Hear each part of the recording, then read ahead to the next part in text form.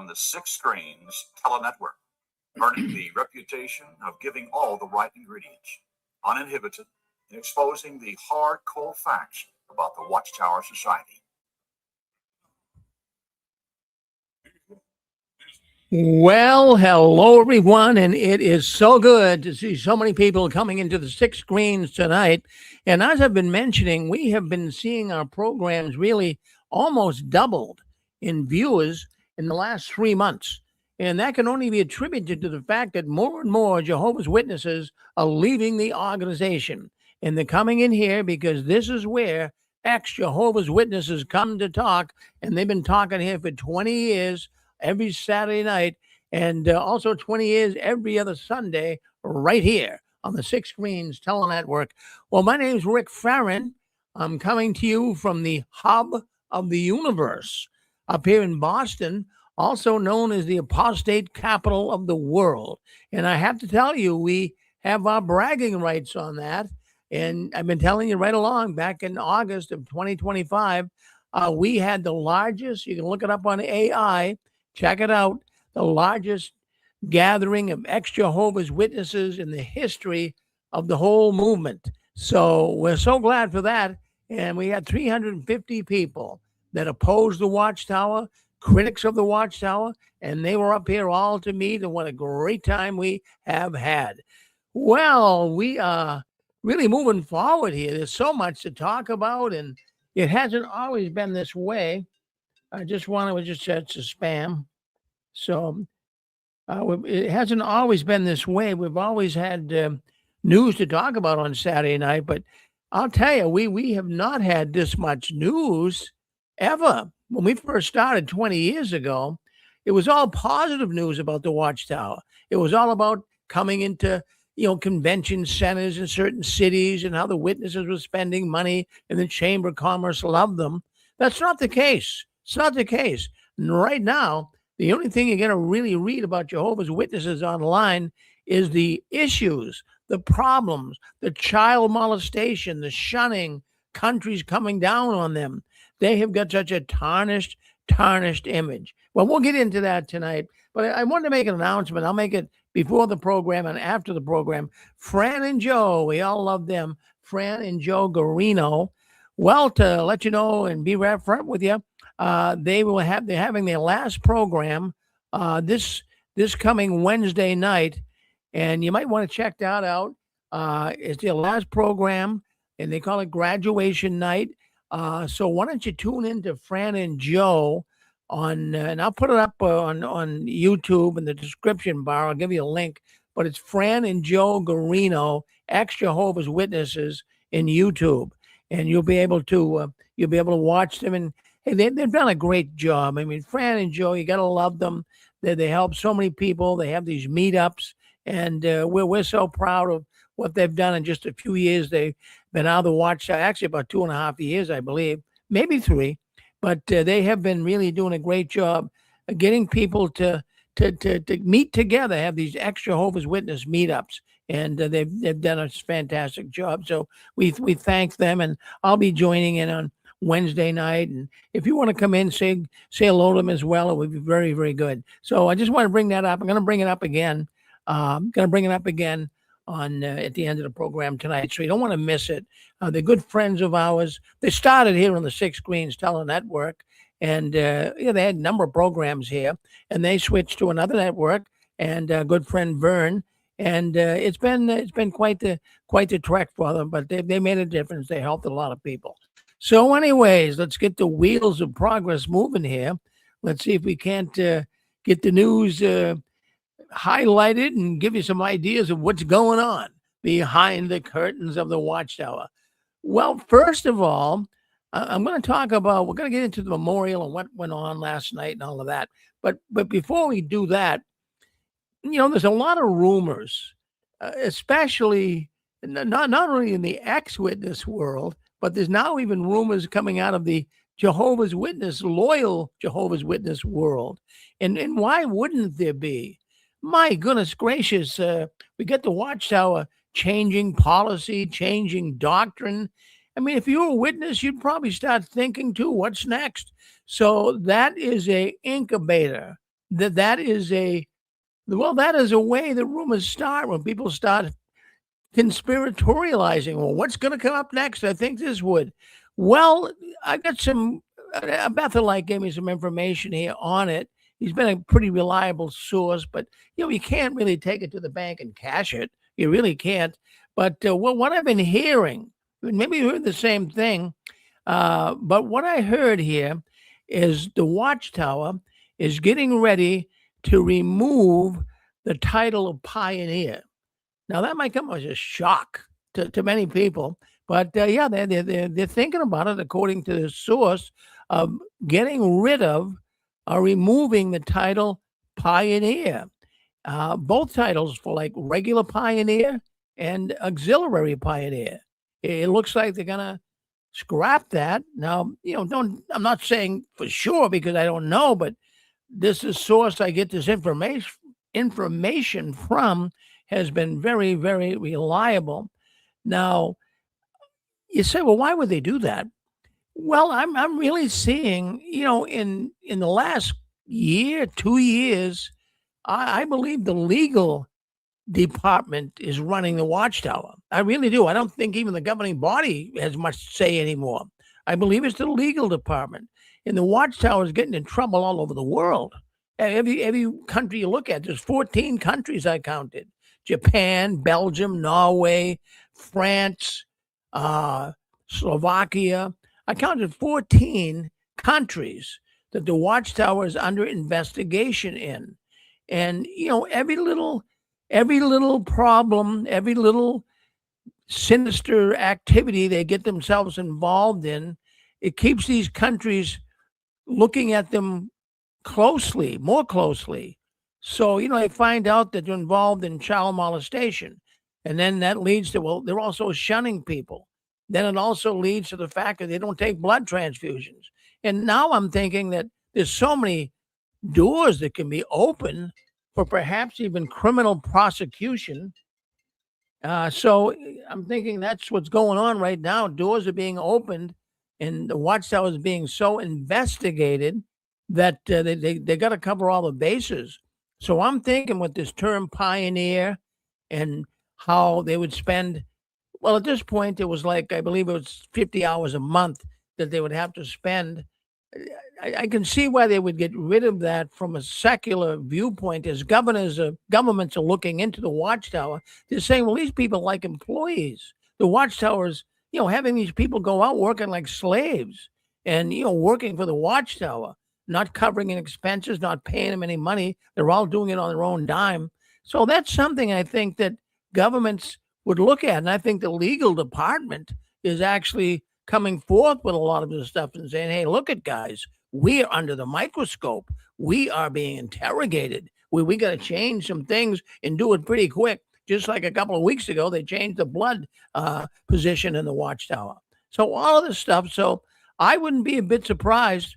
I'm going to go with the fact. I'm not going to take it to the bank and cash it, but I'm going with the fact. Pioneers, auxiliary, and the regular pioneers, I think they're on the hit list. I really do. And they won't have to put any time in.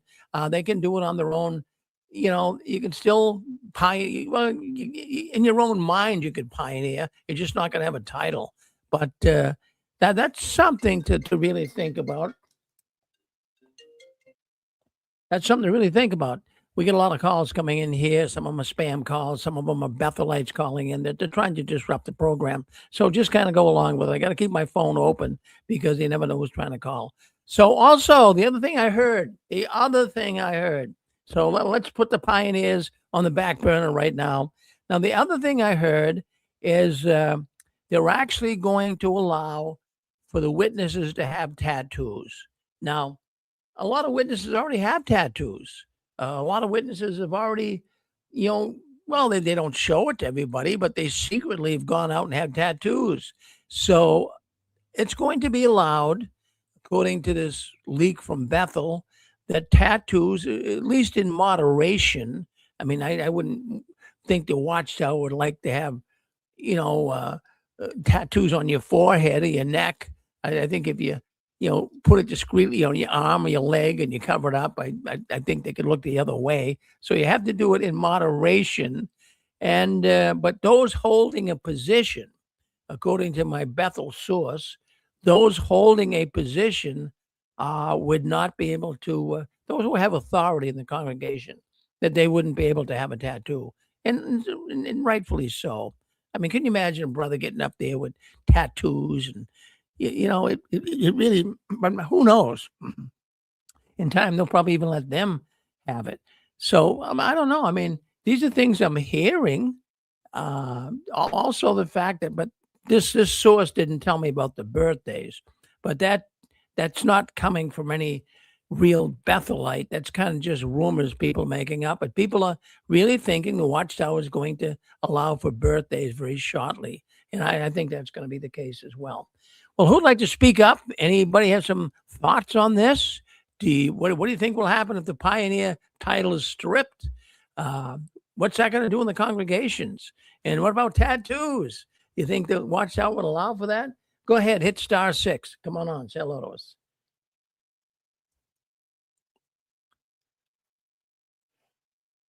Go ahead, you're on with us. I'm not sure. I'm really not sure what's going on with the phone system here tonight. Susan, can you hear me? Yeah, I got some. Oh, okay. Go ahead, Tom. I just want to make sure because the phone wasn't working quite right. But you're on with us, Tom. What do you have to say? Oh, well, it's kind of nonsense, but it would be pretty cool, just like when they started allowing beards. The governing body started wearing beards, and then if you can just imagine one of the governing body coming out, and on his forearm is a picture, something from the Revelation book, like some lions or a dragon and a wild beast, something stupid. Who knows? But probably have to be peaceful. They'd probably do, something for the paradise and stuff. But hey, maybe they'll start doing that. Yeah, well, that's a possibility, Tom. You got me laughing here because they probably would take images from the Revelation book and some of the different books, and use those as images to put on their skin. Can you hear me all right, Tom? I can. Okay. All right. So some people are saying that it's not coming through, but I mean, I see that we do have a lot of callers on here. But thank you very much, Tom, for your thoughts on that. I really appreciate it. Thank you. You're welcome, and thank you. Yep. Well, that's Tom up in New Hampshire. Well, what do you think? Do you think the title of pioneer what would that do to people pioneering? I mean, we know some of those pioneers, they really thought they were hot shots, right? Some of the pioneers really, kind of, well, I'm better than you because I'm putting more hours in and I'm a pioneer. Now, not all felt that way. I wouldn't want to say that, but many did. Many did. So what do you think? Do you think they'll get rid of it? Is it just a rumor that might not happen? Can you understand why they would do it? Did you pioneer? Did you think you were a hot shot? Were you? Pioneers had a whole class structure of their own, and they had an end of the year party. And a friend of mine used to call me at this end of the year party, and they were having cocktails, and I didn't go to that. And they'd have costume parties, and they'd go to pioneer school and come back with a watch, and they had all kinds of things that they did. And this one sister told me that pioneers had the Holy Spirit and no one else did. And I just kept my mouth shut on how I felt about that. Well, you're right, Pixie. Some people really put the pioneers in a very special position. And some of the pioneers really sucked it up. They loved it.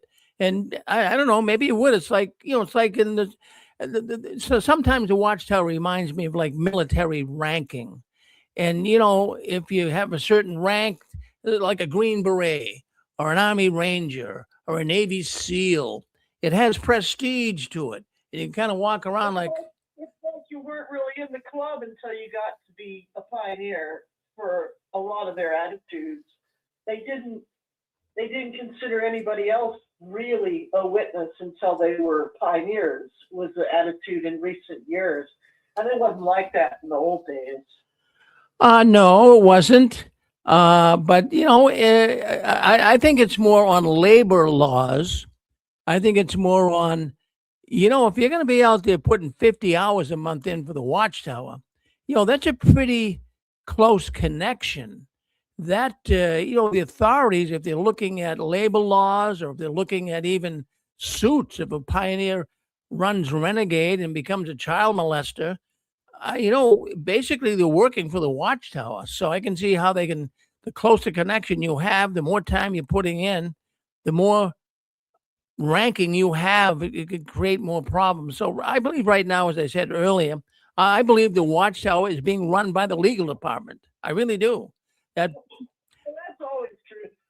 yeah. Lawyers run a lot of things. I wish somebody told me that years ago. I would have gone to law school. All your senators are lawyers. I would have loved that. Yeah, well, I think you would have been a good lawyer, Pixie. I do. I really do. I'll do it. Hey, listen, people do it. People do it. Well, thank you for chiming in. Well, you're on 6 screens, JW World News. This is the news the Watchtower doesn't want us talking about, but we do. We talk about it every Saturday night.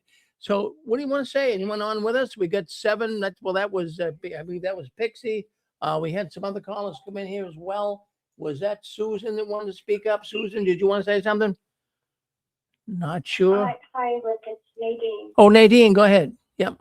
Hi. Yes, I have a really great idea for a Jehovah's Witness, what kind of tattoo they could get.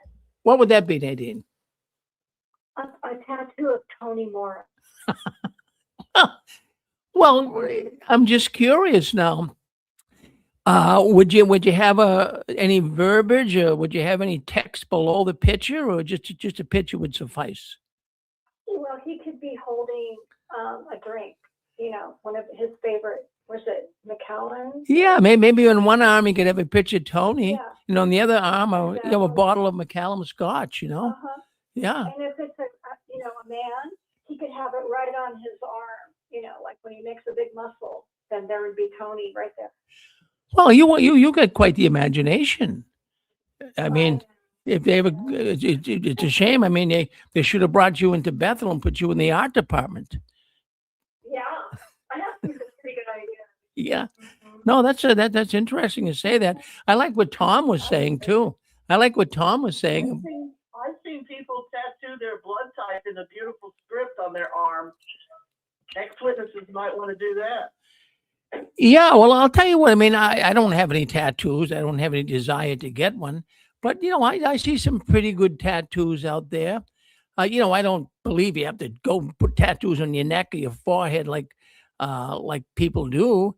But I think sometimes. It's a job opportunity for sure. But I have seen people put their blood type like O positive or O negative or I've seen that in the crook of their arm. I've seen it done. Yeah, even a person had a medical condition, you can do it.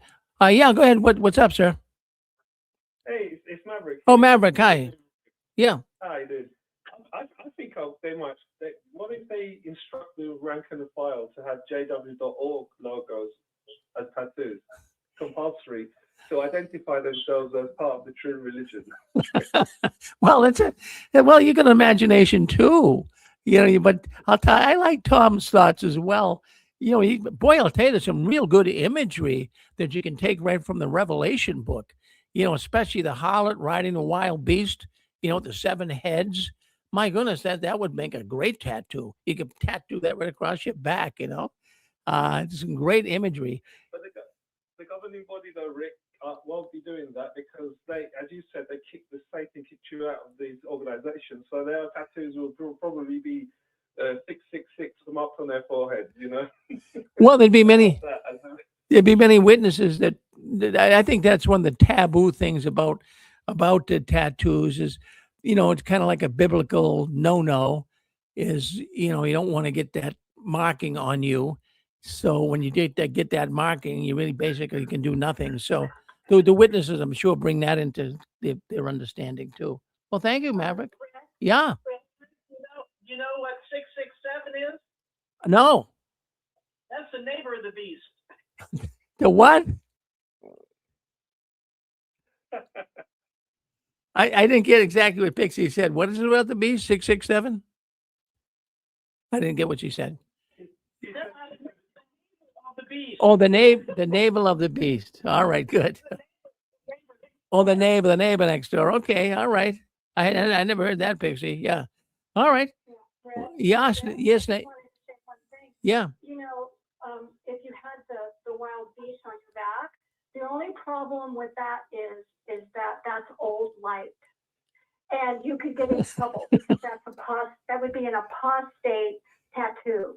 Well, it's right, Nadine. I'll tell you. In fact, I'll tell you what. I think that's a pretty fascinating subject, and really this leak that it was a person from Bethel, and I get this information, and generally it's pretty true that this is going to happen because I'll tell you a lot of witnesses do have tattoos. Now they're not going to really. Well, I remember there's a man. I think even Joe Daderi is on here tonight, or at least listening in, and he was an elder in a congregation. His sister got a tattoo, and the other brothers wanted to bring her into a judicial committee hearing and just fellowship her. But it was discreet. And boy, the sister was really intimidated and really felt so bad. And, she was hoping nobody ever would know, but I guess someone tattled on her and said she had it. So they made a judicial committee hearing out of the whole thing. But Joe he cut her slack. And why not? Geez. Yeah. So, anyways, I'm just thinking here. Why wouldn't Jehovah's Witnesses or even ex-witnesses, if I brought up rumors even 2 years ago, Rick, don't do that. That is not a good thing, because you don't know for sure. You shouldn't say something. But now everyone's got rumors about the Watchtower. Everyone, not only the ex-witness world, but also people in the Jehovah's Witnesses, loyal Jehovah's Witnesses. And why wouldn't you have rumors? Geez, with all the changes, and I mean, wouldn't you be wondering if you were still a loyal Jehovah's Witness? Wouldn't you be wondering, geez, am I going to be able to celebrate birthdays soon? Will I be able to celebrate Christmas? Will I be able to? Also, another rumor I'm hearing is they're going to allow for betting. Now, I'm not talking about big time gambling and, rolling the dice and spending $2,000-3,000, but I think it's probably like lotto tickets. That's the other rumors coming out that they're going to allow for, small time betting. They don't want some real gambling addict in the Watchtower, but I'm sure a lot of witnesses buy lotto tickets. Maybe you guys do too. I mean, when you really, you see the jackpot up to like, $100 million. I think it's got that high. I think it got high like 350 million. So to spend $2, I mean, it's worth a shot, right? So a lot of witnesses probably were doing it. And so the Watchtower is going to say, hey, look, we're trying to keep people in. We don't want people to leave. If you want to buy a lotto ticket, go ahead. So I think they're going to really relax a lot of these rules. And not only that, geez, imagine if a Jehovah's Witness, won the lottery and won a big chunk of change in there. What do you think they're going to do with the money? The Watchtower is going to have their hands out, right? So, they'll gladly take the money. So, I mean, they need the money right now. Maybe that's why I even heard that rumor of allowing for betting. They would love it. I mean, if a witness. Gambling can be a real problem for a lot of people. I don't have the problem, but I've known people that have. I would love to go to the Kentucky Derby, though. Yeah, that's that Kentucky Derby. That would be kind of neat. That would be kind of neat. I never went to a racetrack and bet on a horse, but people really get into that, Pixie. That's on my list. Yeah. Well, would you wear one of those big fancy hats and have one of those special drinks or what? What are they? Mint julep? Whatever they call them? Yeah. Yeah. I know it's a nice thing. Mint julep, $3 bet. Yeah. Hey, listen, you give it a shot. But, I'll tell you what. So you couldn't do stuff like this. You couldn't. In fact, a man called into the program 2 weeks ago. And, he used to like to go to the ball games. And, but he was so afraid to go to a ball game because they'd play the national anthem. And then he was put in an awkward position. Well, what do I do? Do I stand? I mean, you weren't supposed to stand.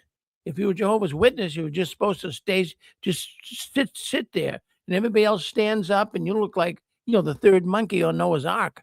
What's up with this person?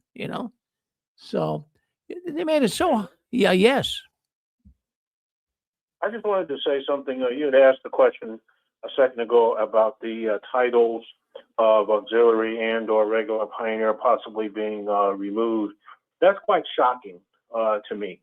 I mean, that probably doesn't even resonate with most of us, but that's quite shocking because that was such a badge of honor, if you will, to be called a servant, a ministerial servant, an elder, or a regular. I mean, Watchtower went all out and made such a big deal out of that, and now just to erase it as if it was nothing is really shocking. And the reason why those titles, in my opinion, were used is it was something I learned reading up on Nazi Germany, and of course Hitler and such. They couldn't pay the soldiers and the generals and all the rest of that. So the question became, how do you motivate people when you can't pay them to do a thing?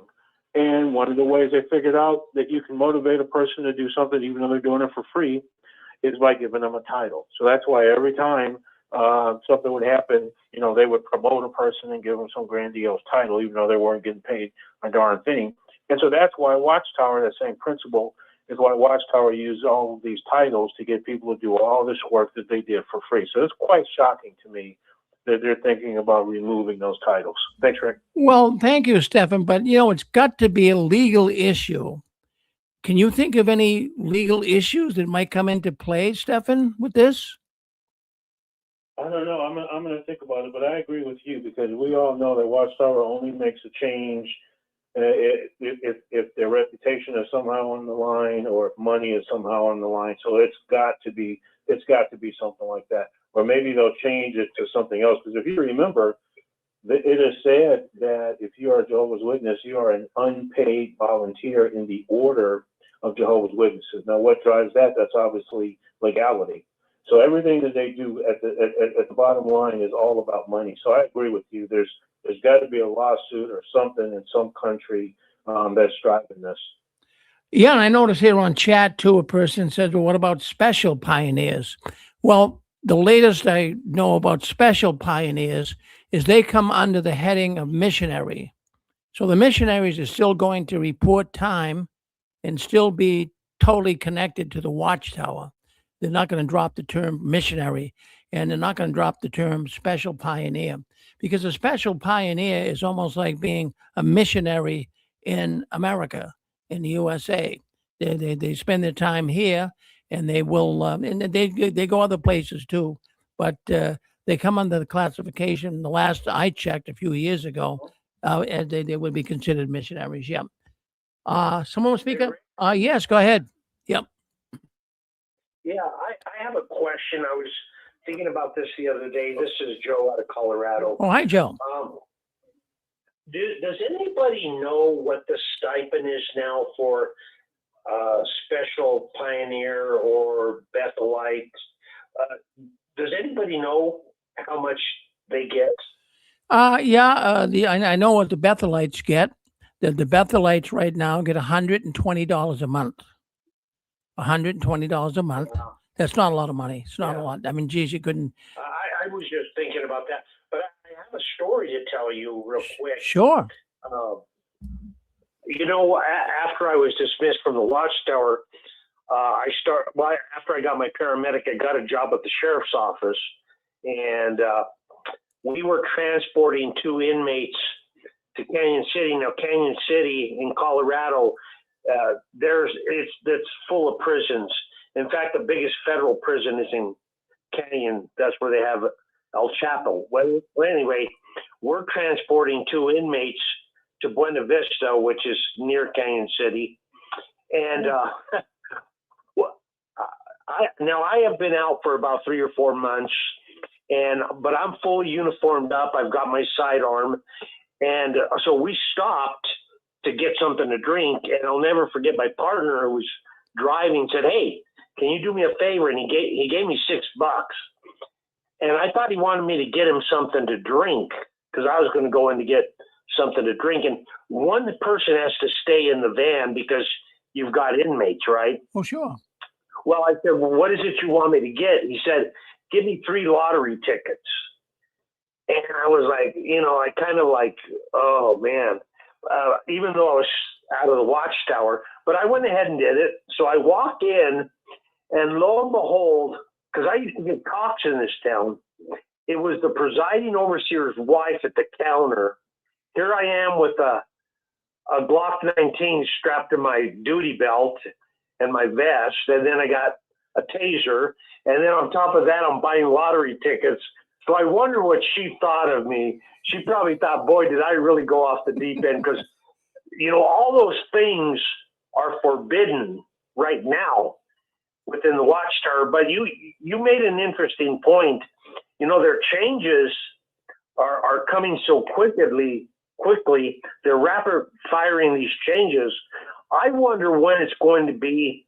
They're going to make an announcement that brothers could actually be in law enforcement or things like that. I do know that there are baptized brothers and sisters in the prison system. They work in the prison system, but they don't carry a sidearm. They choose not to. But anyway, I just wanted to share that experience with you. Well, it's a good experience. It's a darn good experience, Joe. And that's the other leak that came out. But I don't know. I'm saying don't take these things to the bank and cash it. But they got to lighten up. They got to lighten up. As I just mentioned, the betting. They don't want big time gamblers in the Watchtower. But if a guy buys a lotto ticket once in a while, if the pot gets very big, like I said earlier, I mean, sometimes these jackpots go up to $350 million. And if a witness ever won that, he's going to give a lot of that money to the Watchtower. So they're crazy and prohibiting their witnesses not to buy a lotto ticket. They're probably hoping, because they can use the money right now. They're hoping a witness would win, Thank you, Joe. Thank you. Well, yeah, go ahead. Hey, Rick? Yeah. Yeah, Rick. It's Dick. Oh, Dick, yes. Go ahead, Dick. Okay, I wasn't sure you were talking to me. Yeah. Two things you ought to consider when we talk about the Watchtower and hypocrisy. The first thing is they own thousands of shares of stock.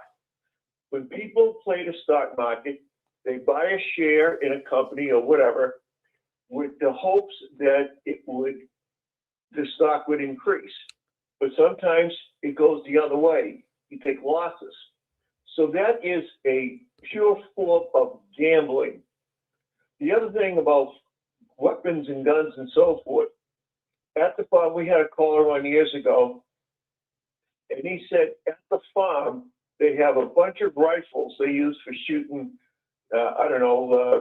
jackrabbits or whatever. They got into the vegetation. But I was even told they have some very powerful rifles just for their own protection up there, wall kill. Don't know if that's true or not, but I had heard that. Thank you. Well, thank you, Dick. No, I've heard that too. We did have a caller. It would have been a couple of years ago, but a caller did come on and tell us that they are armed heavily. The wording he used was Watchtowers armed heavily. Now, whether that's, who can define heavily? I suppose 3 shotguns could be heavily, but they're armed. They're concerned. They're very concerned. That's why they have. You've been up there, Dick. When we're up there protesting, it looks like a prison encampment. They've got the armed the arms that come down like at a railroad track. You're not going to get through there unless you stop and talk to the guard at the guardhouse. They're concerned. I'd be concerned if I was a governing body member. There's a lot of people out there that do not like the Watchtower, and really, the Watchtower is considered an enemy. So they got to be really on their toes. So I'm sure they got guns and weapons right there. I wouldn't be a bit surprised if they had higher powered weapons. Seriously. Well, yes, go ahead. Yeah. I have an idea. Yeah. So you were talking about them getting rid of the pioneers and auxiliary pioneers. So if you think about it, they were salesmen. They were That's what they did. They sold the magazines and the books, and they no longer publish those. So they don't need salesmen out there anymore. So, combine that with the liability issues that probably the legal department is bringing up. But the fact is, they don't need the salesmen because they're not selling anything anymore.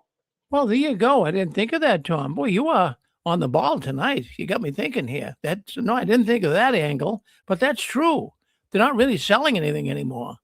And I don't think they really want people, seriously, I don't think they want people even engaged in going out and talking to people. Because at the carts, they don't really get into a conversation about Watchtower doctrine, policy, or anything. All they do at the carts is go to jw.org. So, yeah, I think you got something there. You don't need a pioneer today. As a matter of fact, I think it's better if the Watchtower keeps people away from knocking on people's doors. People are onto their game. I mean, even when I was just fellowship back in 2005, I was still going out in service prior to that, but no one would come to the door. You knock on the door and you could hear people in there. The TV's on. You could hear kids playing in the background, but people wouldn't come to the door. They're onto the Jehovah's Witness game. They know what Jehovah's Witnesses are now. And that's back in 2005. That'd be 16 years ago. I can only imagine what it's like now going out in service. It must be brutal. It must be brutal. Back on what Tom Let's go. We got three people. Never know. Yeah, we never know what their plans were, but are they a religion? Are they a corporation? What kind of beast are they? Well, they're the wild beast, that's for sure. We had a lady on there. Was that you, Susan? Yeah, I had a question. Yeah. Is anyone aware, do they have any literature out that teaches them how to speak from the cards? I mean, do they have any parts on the meetings anymore? Or it doesn't seem like anyone's that,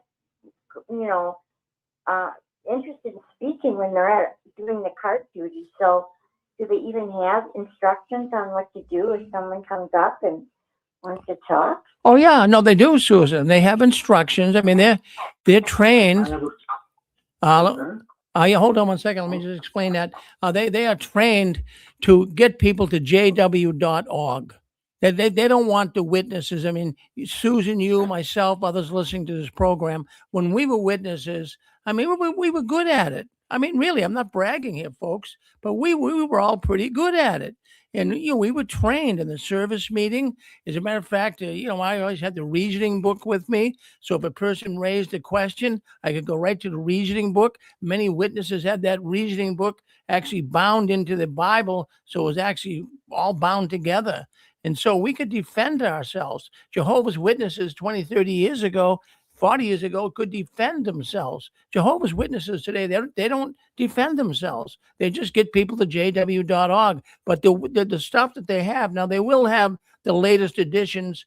Of course, they don't print but 2 Watchtower public editions a year. So they're not going to give people coming up to the cart a study edition. That would be taboo. So they're working with old publications. They're working with some brochures that they have in the cart. But as far as getting into any doctrinal discussion, that's not going to happen. But we all did. I can remember getting doctrinal discussion all the time.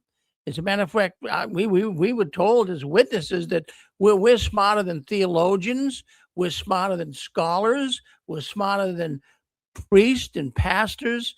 We have Jehovah on our side. There's no reason for us to in any way be intimidated by anybody. We know the truth. They don't have it. I mean, that's the way I felt, but I didn't walk around with my nose in the air. I mean, some witnesses did, right? But I didn't. Yes. So who's next? Yes. Yes. Go ahead. It's JJ. JJ. Hi, JJ. Okay. Yes. Hi. Hi.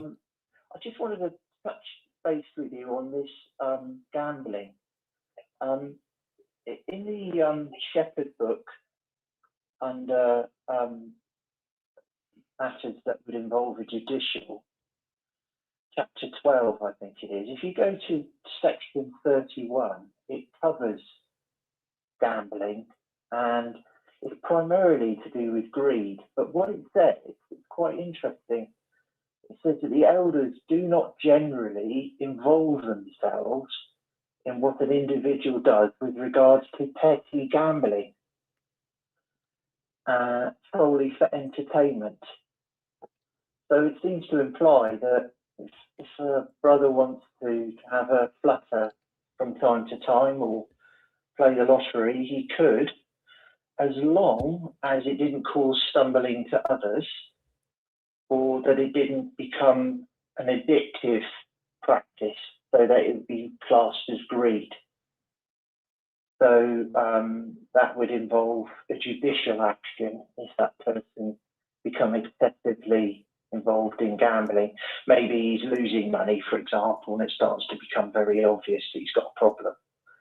But it does say there that, you know, if you want to go and have a little flutter from time to time, put some money down on the horses, maybe, that would not be a matter for the elders to get involved in. And the reason you brought this up tonight is interesting, because when I was an elder, I remember there was a note that came to us as a body. You know, you have these regular notes that would come each month, an announcement, and that was in there. That was an adjustment that was made with regard to individuals, because I think that using the phone now has made it much easier for individuals to gamble.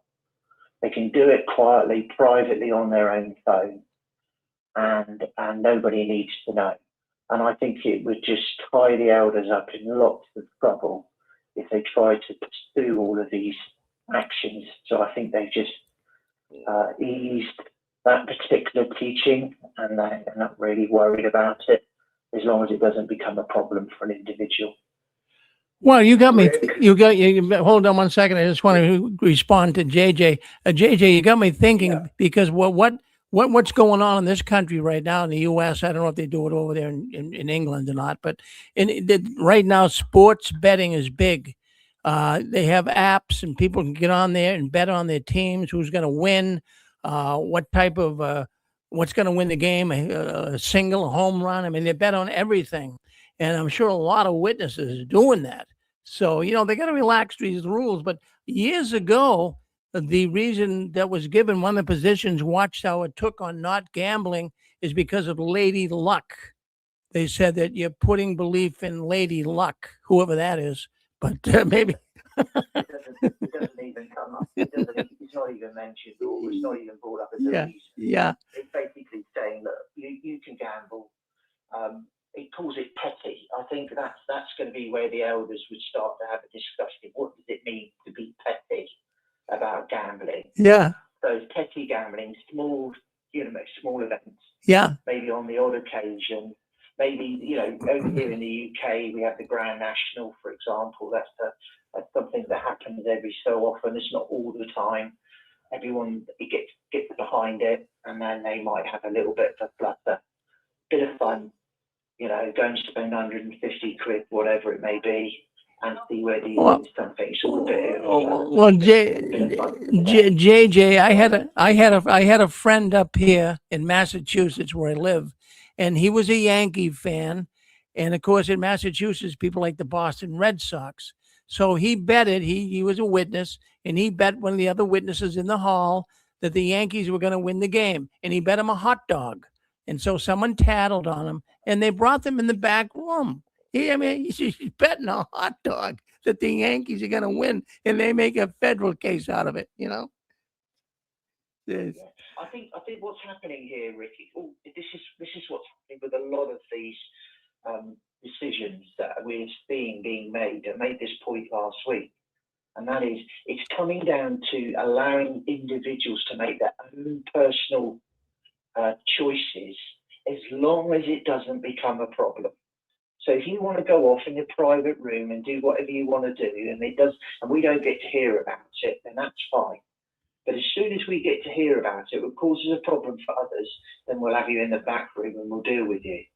And I think some of these notes that you're seeing within the Elders book or the Shepherd's book is trying to minimize some of these things that in the past would have been big issues. I certainly know that we used to have little games where people used to play with matchsticks. Yeah. Yeah. Or even certain games like chess was another one. Oh, yeah, Where chess, you weren't yeah. allowed to play chess because that was a war game. All these things over the years have gradually faded away and they're not issues anymore. And I think gambling or petty gambling, as long as it doesn't become an issue for someone, I don't think they're going to be worried about it. Well, you explained it really well, JJ. Thank you. Thank you. Yeah, thank you. Yeah, go ahead, brother. You're on with us. Go ahead. Yeah, I wanted to add to the brother that's across the pond. He's right. At one time, flat out, you could not gamble, but they did make that change where if it's just a small, a lottery ticket, something minimal, and you're not disrupting the congregation, you could actually do that. So I do remember, about every 3 years they come out with a new Shepherd the Flock of God book, but that change was made. But I want to say something that kind of ties into Rich's point. One of the things I remember, and we had Tony Morris at our Denver convention one year, and he said something that I'll never forget. He said that the Watchtower kingdom control, this is the way he said it. He said kingdom control is actually going to get tighter and tighter. And he gave an example. He said what was forbidden or what was not forbidden at one time will be forbidden. And it's actually the opposite. Kingdom control is not getting tighter. They're realizing they're bleeding out members. So what they're doing is becoming more liberal with all their rules.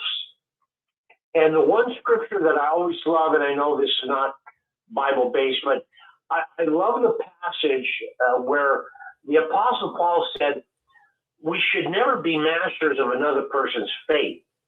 And this is where the Watchtower got themselves in trouble. They started becoming the master of people's faith. And now they're starting to see that it's not working anymore. And I just wanted to share that thought. And hello, Rich and Connie. I just wanted to say hi. Everybody, hello. Well, thank you, Joe. Yeah, I know they're listening, but thank you, Joe. And it's always good to hear from you. When you come on, people love to hear you talk, Joe. You're really good. You really tell it like it is. Good job. Thank you. Well, anyways, yeah, go ahead. You're on with us.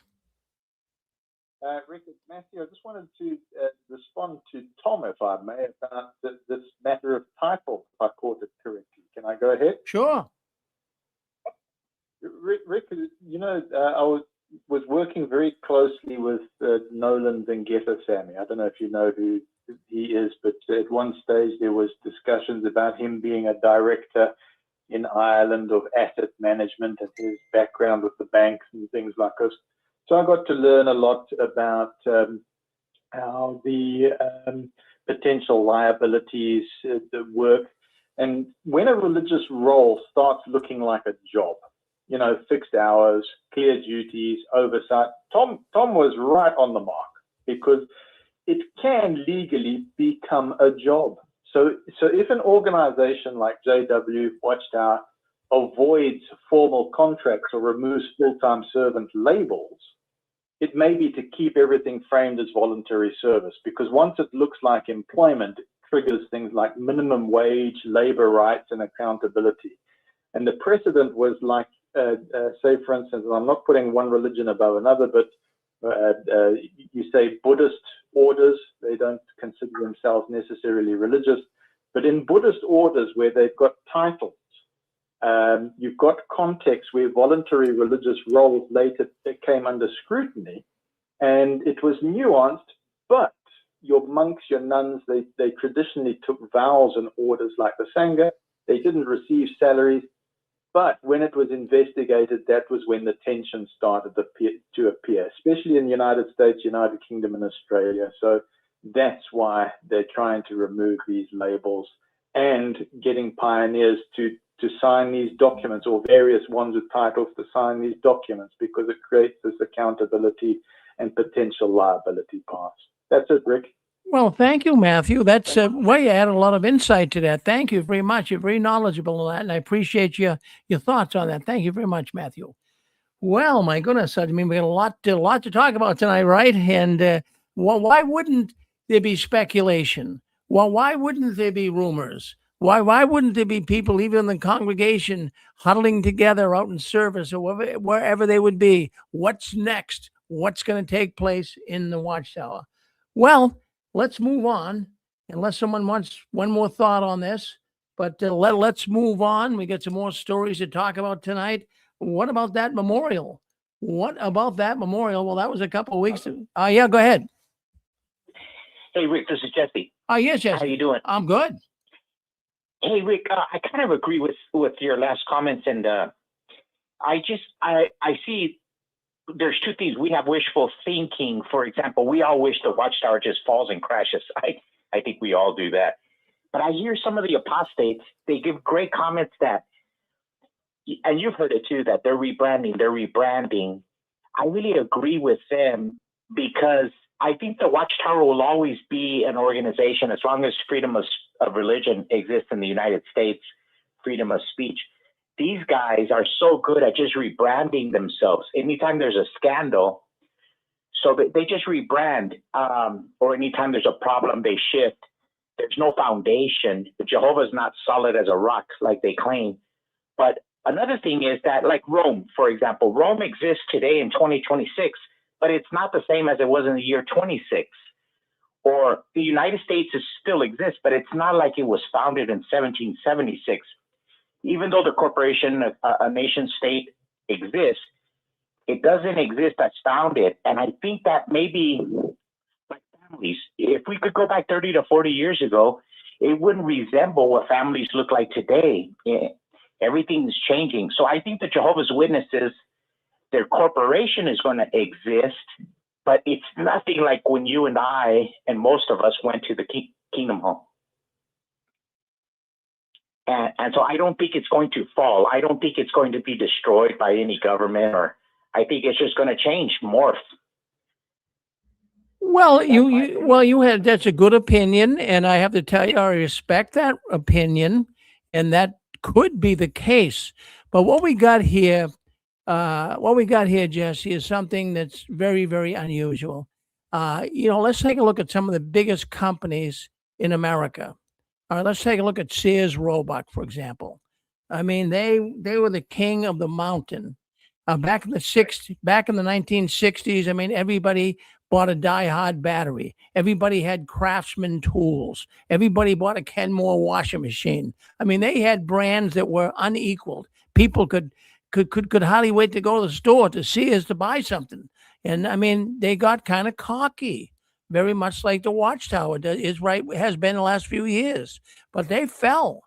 And if you have, it's one thing to keep rebranding, and even I'll tell you what, even because I watch business news a lot, and you and Gilbert probably do as well. But Sears, even, shame on them. They should be the Amazon. Sears should be the Amazon today that we have. They missed the boat.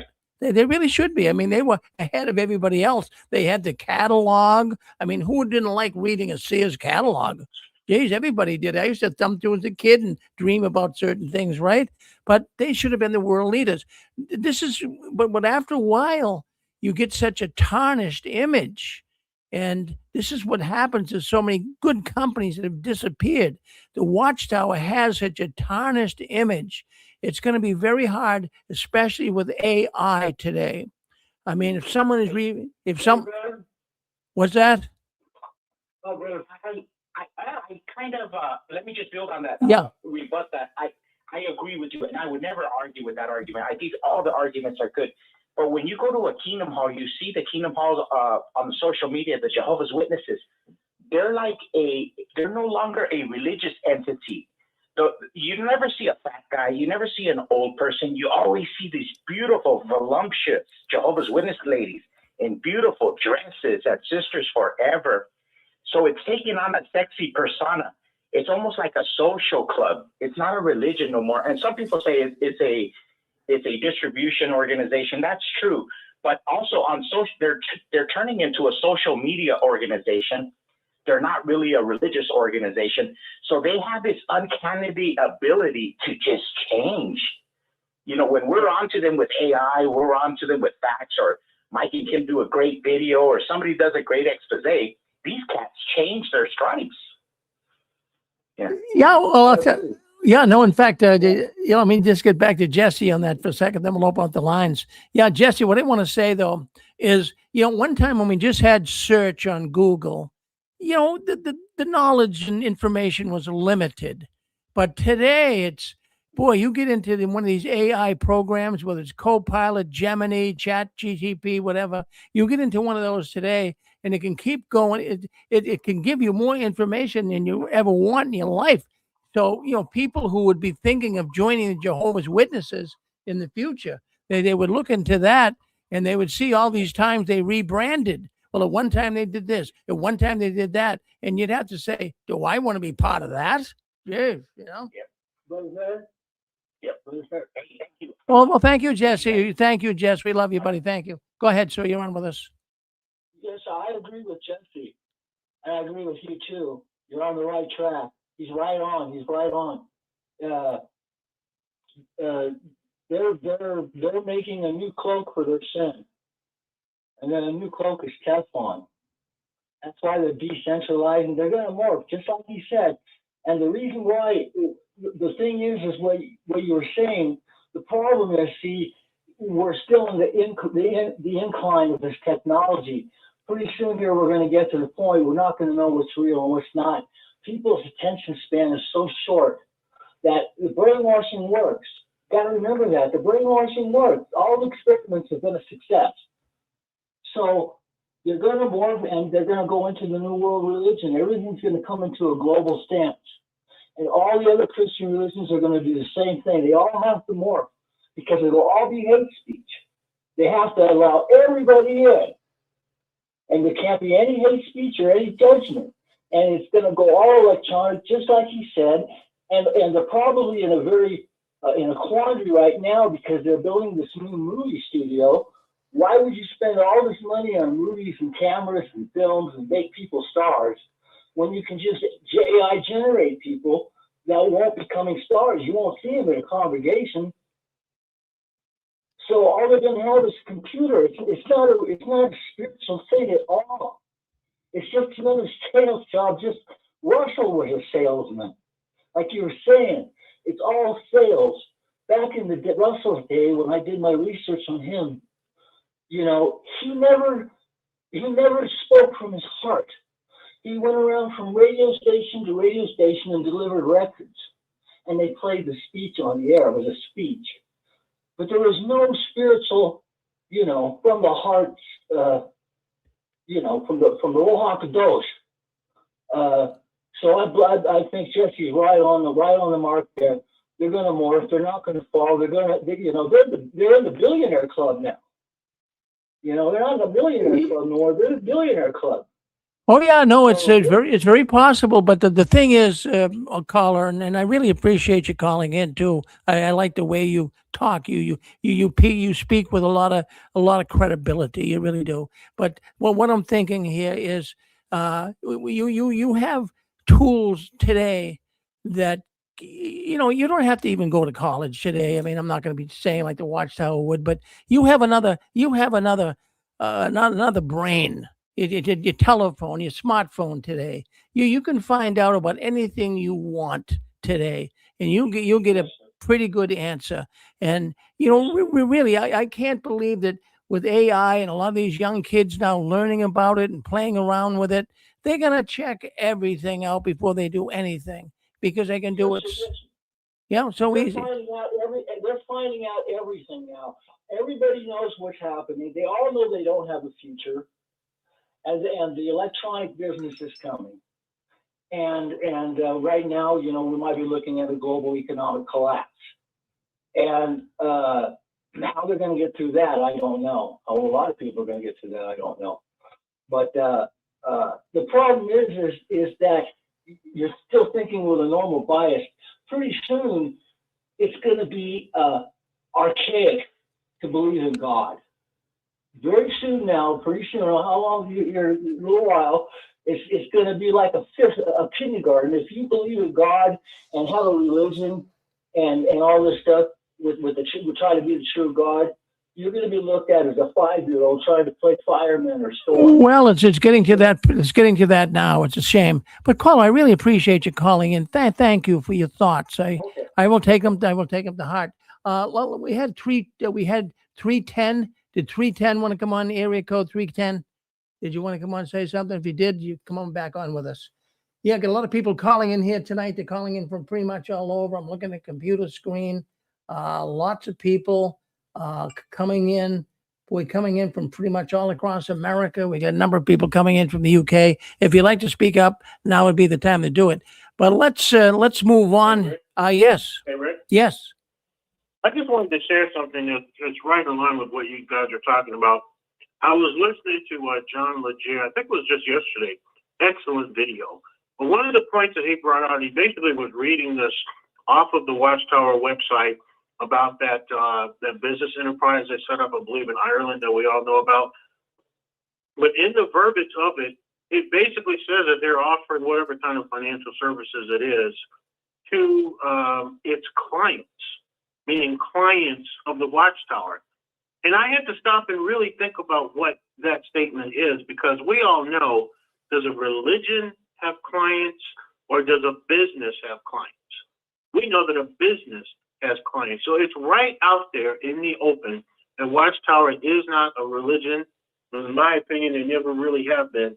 They have always been a business. It's right out there. Anybody can go look at their website and see that they're offering these financial services to their clients. And so the next time I run into a Jehovah's Witness with that haughty attitude, I'm going to take them right to that site and let them know your organization is not a religion. It is a business. Well, there you go. Now, I'm glad you brought up John Ledger. I was in contact with him today. I've been trying to get him on here. I have been. He's a really knowledgeable man. He's got so much good information he could share. So he's a little shy. He's a little shy. A lot of people don't like. It's different doing a YouTube video, and you can kind of do it and cut certain pieces off, and you don't have to deal with live people calling in, and sometimes it can be a little intimidating. I don't know if that's one of the main reasons why John was a little hesitant, but I think in the time we will. He said he's very busy right now, and of course he is. My goodness gracious, the man is doing outstanding YouTube videos. He's involved with other things as well, and obviously it's not easy for this man. It's not easy for people to put the time and effort that he does into his work, because it's excellent. It's extraordinary. So, but I talked with him, and I think in time, that he'll come on with us. I was hoping it could have been tonight, but we all love John, and like I told him, John, don't you worry. When you're ready, we're ready. So that's good. So hopefully soon we can get John on with us. I said, John, you got a lot of people on the 6 screens. They love your video work. They love how you explain things. They talk about you being like a Philadelphia lawyer. You know what you're talking about. You're right on, man. So he appreciated that. So we hope to get him on here with us. So we'll keep working on that.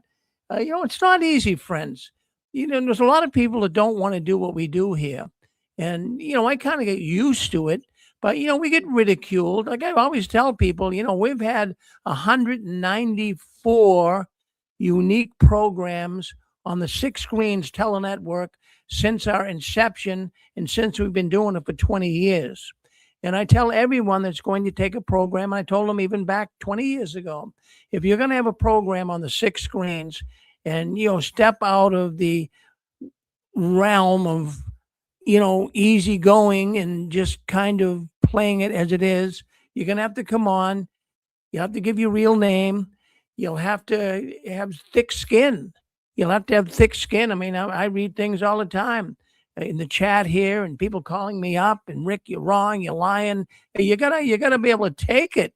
And it's a tough thing to do sometimes, But yeah, you kind of get used to it here. But I know it's even tough for people to call in.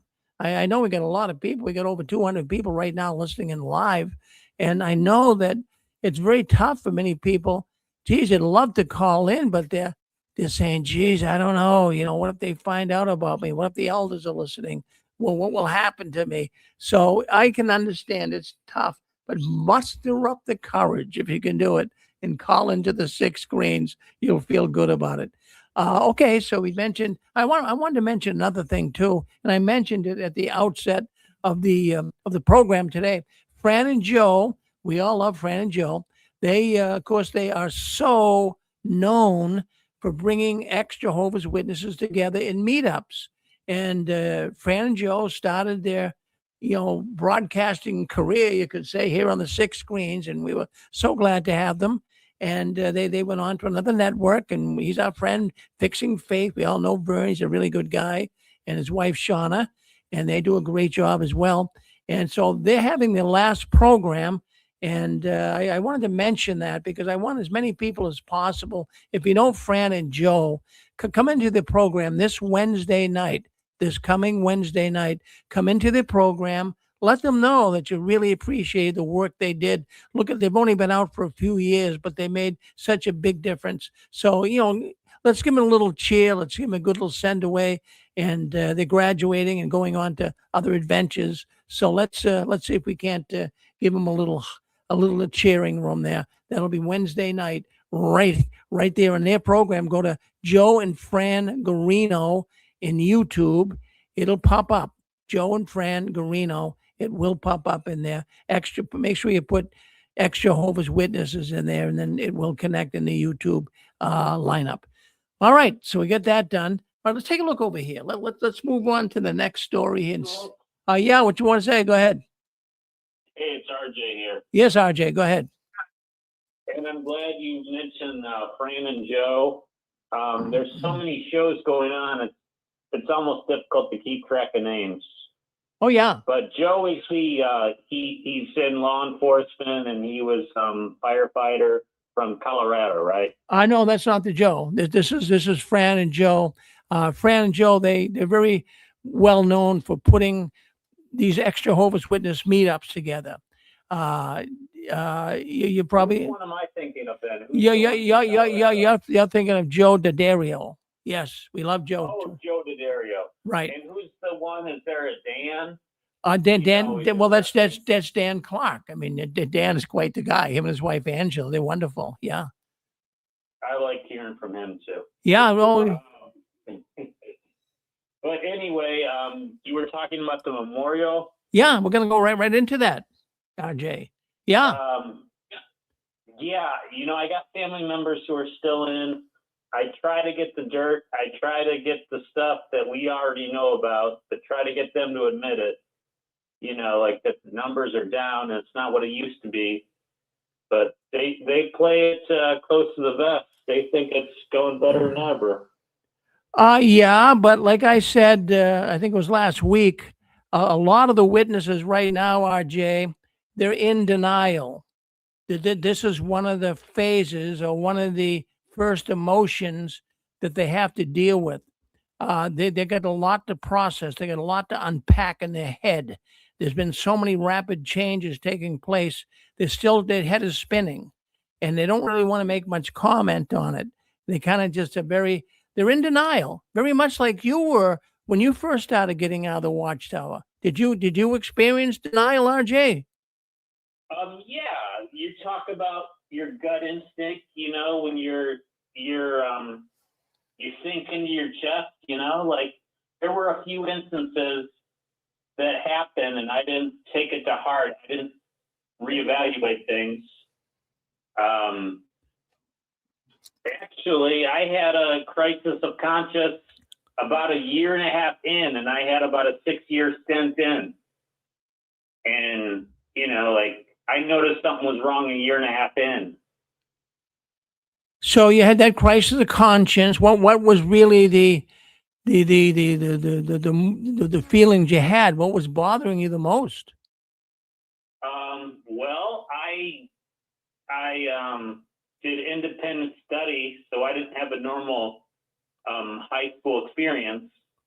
And then I was like sitting at like a circuit assembly, and then I noticed something was really wrong, and I started crying and needed time to myself. And a friend of mine, you know, he drove me to 7-Eleven and got me a Slurpee and a Slim Jim, and we talked about it.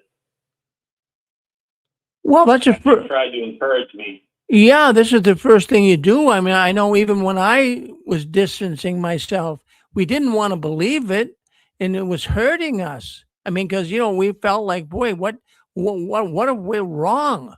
What if we leave Jehovah? We're going to die at Armageddon. All of these thoughts run through your head, RJ. And I'm just talking about juvenile matters of things that mattered as a teenager that don't really matter now. But, you miss out on prom, you miss out on playing sports, you miss out on like if you're like a junior or a senior, you can give people rides to school. Little things that people do that if you don't have it, you don't realize what you missed. Oh, we missed out on so much, RJ. We really did. And what witnesses do is they take they replace organic human emotions and experiences, and they replace them with things that you don't need. Like you don't need to go out in field service or give talks or strive to leadership in a congregation. You can go without those things and be happy, but there's certain things that they take away from you that will leave a big void. Well, you got that one right. You really, really do. And it takes a while to recover. But this idea that your mother might have and others, they don't want to talk about it, or they're not going to really be honest about it. It's because a lot of them are in denial. I mean, I'm not sure your mother is in denial, but a lot of the witnesses are right now. And we talked about it last week. And now the next experience is like we talked about the 5 stages of grief. And it's grieving. It's actually people are grieving. I mean, really, I didn't want to really realize that the Watchtower wasn't telling us the truth. That hurts. Geez, all the money you gave them, all your time, all of your life's experiences were wrapped up in that organization. Geez, you couldn't even live. And now all of a sudden you find out it's a scandal. It's a fraud. It hurts, And then absolutely. And it's funny, like every year or every so, like I was deep into being a witness. They had their hooks in me. But sometimes my conscience would get in there and tell me something's not right, and it would make a heavy heart for me, and I'd have to deal with it. I wish I would have listened to my heart more. Oh, yeah. Well, that's exactly what all of us feel today. Because we had a little, even myself, for many years, there's certain things were said from the platform, certain things I saw witnesses do that I knew wasn't right. I'm saying, why? I mean, these people are supposed to be Jehovah's people. This is not right what they're doing. And so consequently, little thoughts like that would come in your head, but you dismiss them and you'd keep striving to serve Jehovah. And then all of a sudden, when you start finding out one flaw leads to another, this is a crazy thing. I mean, you almost want to hit your head against the wall. And then last week we showed a video. It's called deconstruction. And in that word, when a human deconstructs, the term deconstruction being applied mostly in a religious sense. We work so hard, all of us, to get some type of a spirituality. And we all want to know what the answers to life are. We want to know what's going to happen when we die. We all want to live. And so, religionists come along and they put ideas in our head, just like the Watchtower did. And then once you build a belief system, you build a firewall around it. Nothing can attack it. That's what the witnesses have right now. They have a firewall built around their thinking about Jehovah. So you got to get through that firewall. But here's what's happening. When you first start finding out, this hurts. This is it's a term. It's called religious deconstructing. And that's what's going on right now with a lot of Jehovah's Witnesses. They are deconstructing. Look at all the PMOs listening into this program. Look at the PMOs. There's probably like 4 million of them out there. Half of the Jehovah's Witnesses perhaps don't believe this anymore, but they're in a pickle. They don't know what to do because they know if they leave, they're cooked. They're cooked, but their family, their relatives are cut off. So we got some, absolutely, Rick. I remember when I was in, there were times where in the time I left or the time I was like really in, it was not a good time for the economy. And then I remember all these workplace problems, and, I understand it now as, like, it's not really personal. It's just how things are. I was getting a bad rap. I was getting screwed. And I thought that was, I didn't think about, hey, I gotta be humble, and I gotta get rid of this weirdness, and I gotta understand, how I can do the best I can do. And witnesses, they don't really teach you that. They kind of teach you that, all bad things are because you're doing the right thing. Okay, you get mixed up. You get really mixed up, RJ. Well, thank you for your thoughts on that, and I really appreciate it. Yeah, and if I could share one more story, I'm sorry. We talk about like the crisis of conscience, and your real self kind of it slips in, it sinks through sometimes.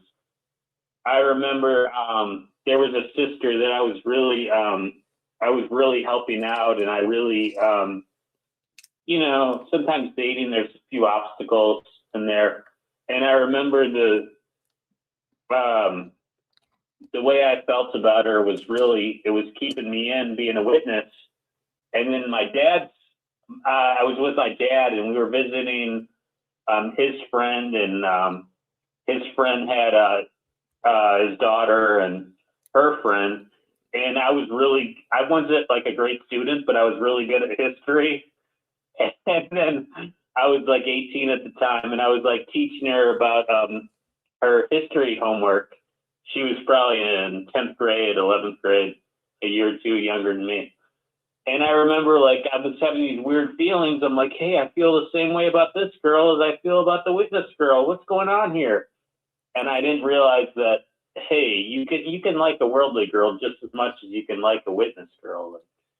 There's not anything special about being a witness. It's not like a special connection. Like, you just got to expand your horizon. Well, you got it. Well, it sounds like you're doing all right now, Jay. We really appreciate you calling in and wanting to speak up on the 6 screens. You're a good man. Don't you ever change, RJ. All right. Thank you, Rick. I hope you have a great show. Well, thank you. Thank you. Well, let's talk about that memorial. Boy, I'll tell you what. I want to first of all thank all the people that send me information. I want to thank all the people that gave me information about what happened at the memorial on Thursday night. Normally, on a memorial night, I'd be out there protesting. And we did that for 15 years. And we have a man listening in here tonight, Dick Borgie, that would protest with me at these memorials. And we did it for 15 years. And not that I don't like doing it. I mean, you would always get an adrenaline rush whenever you would protest at a memorial and would stand outside the Kingdom Hall. And hey, we had as many as 23 people with us one time, but generally it was only like a small group of people, maybe 6, 8, 10 people would go there and protest with us. But I'm going to show you a little clip of some of our earlier protests going back, but we'll do that in a little bit. But the reason why I even bring it up is we didn't do it this year. The witness organization is so messed up, even trying to find out where they're meeting, what time they're meeting, where they're meeting. They're meeting at the Kingdom Hall, they're meeting at a school, they're meeting at the convention center somewhere. It's very hard. I mean, the last couple of times we did it, we showed up at the Kingdom Hall and there was not even anybody there. They had their memorial service at a hotel, so we had to go chasing down to the road to a hotel and set the camera up. And I'll tell you what, it's a lot of work. When we protested, it wasn't just, me and Dick getting out there and, hi, everybody, this is Rick and Dick. We had cameras set up. We had generators to generate electricity and lights. We had to bring banners. We had to bring banner stands. It was a chore to do that, but we did it, and we had a lot of fun doing it. But anyways, I want to thank all those people. I got information I want to share with you about the memorial. Now, that was April 2nd. That was Thursday night. After sundown, right? Thursday night after nice and 14. They even mixed that date up. It really wasn't that date, but they do that quite a bit. So anyways, what I want to speak about is the information coming in here to me at the six screens is I'm going to just underline the word insane, because that's the word right there that I'm going to focus on. So many people said it was insane. It was insane the way they handle this memorial, and many memorials in the distant past were insane as well. But one thought that was brought to my attention, I want to thank this sister. Well, she still goes to the meeting. She actually went there because her mother really coaxed her into going. So she had to go because she loves her mother. And, the mother doesn't know she's a PMO. But the mother knows she's distancing herself. But the first thing that this girl said was that she noticed how depressed, and how skinny the Jehovah's Witnesses were. Well, that struck my fancy. I got thinking, that's what you noticed? I mean, I could notice them being depressed, but, I don't remember a lot of Jehovah's Witnesses being skinny. Of course, I got out 16 years ago, but this was brought in. I've heard this as well as before, not just from this particular person, but there seem to be skinny witnesses and depressed witnesses. And well, of course, that Ozempic. I think a lot of witnesses now are probably on those diet pills, right? They want to look good. I mean, what's really to the witness? They got the best life yet. I think it's the worst life, but they think it's the best life. So I mean, in their mind, I mean, what's better than being a Jehovah's Witness, having a few bucks and being skinny? I mean, that would be the ultimate witness dream, right? But anyways, so be that. We'll put that aside for now. But anyways, what was going on is this particular woman, she noticed that all the witnesses were really, not showing any enthusiasm. And this is even the other thing on the information coming in here to six screens that I got to see is a real lack of enthusiasm, a lack of zeal. No one really thought it was anything special, and they just seemed to, not even be paying attention, and they just wanted to be there. Now, a lot of people, and bear in mind, would go, not because they really wanted to go and celebrate or at least participate in the death of Jesus, but a lot of them would go just because they had to go. They were coerced into going. Their mother, their father, their uncle, their aunt, someone, come on, please come. I mean, practically begged them to the point, okay, I'll come. So that's basically why you got a lot there. But I don't think they hit the 23 million. We don't have those numbers yet. But anyways, this woman that I got this information from, she was saying that she was walking around talking with the witnesses. And they were saying, how are you doing? We haven't seen you for a while. And so, this woman went to college, and she had a good job now. She makes really good income now. And so they're all looking at her like, wow, what are you doing? It looks like you're doing good in life. I mean, when you leave the witnesses, or at least you don't go to the meetings anymore, you're really supposed to be kind of a bad person. Satan's now on your side. He's not going to help you. But, she's walking around like, gee, she's doing wonderful. And then she's asking some of the witness friends that she knew years ago, so how are you guys doing? And then their answer was, well, we're still the same. And, basically still living the same boring life that the witnesses have always lived. So I thought that fascinating. It's fascinating. So think about it. To think about being a Jehovah's Witness today. Can you imagine with the high cost of everything? Gasoline, $4 a gallon, and the witnesses trying to go out and service, and they have many of them low-paying jobs. Now, I'm not going to say that all Jehovah's Witnesses are poor. That would be inaccurate. There's plenty of rich Jehovah's Witnesses and wealthy Jehovah's Witnesses too. But the mass majority of them, they just get by. And thank Watchtower for that. The Watchtower never encouraged them to get a good job, get a career, go to school, really. So a lot of these witnesses, they're not doing any better in life. They're the same way it was for them 20 years ago as it is today. And it's getting worse. There's nothing exciting. There's nothing new, and there's nothing exciting in a Jehovah's Witness life. It's very clear. The reports coming in here to 6 screens. I'll focus again on the word depressed. I see that word popping up here a lot. You can see the look in the eyes. You go to the meeting, the memorial, you go there, and they're saying they look in the eyes of the witness, and they have all these fake smiles. Do you remember what a witness fake smile was like? Did you ever encounter that? Now that we can look back in retrospect, there was a lot of fake smiles, right? A lot of fake smiles. But anyways, it was very interesting to see these comments and that I have here concerning what took place at the memorial Thursday night. Now, the other thing that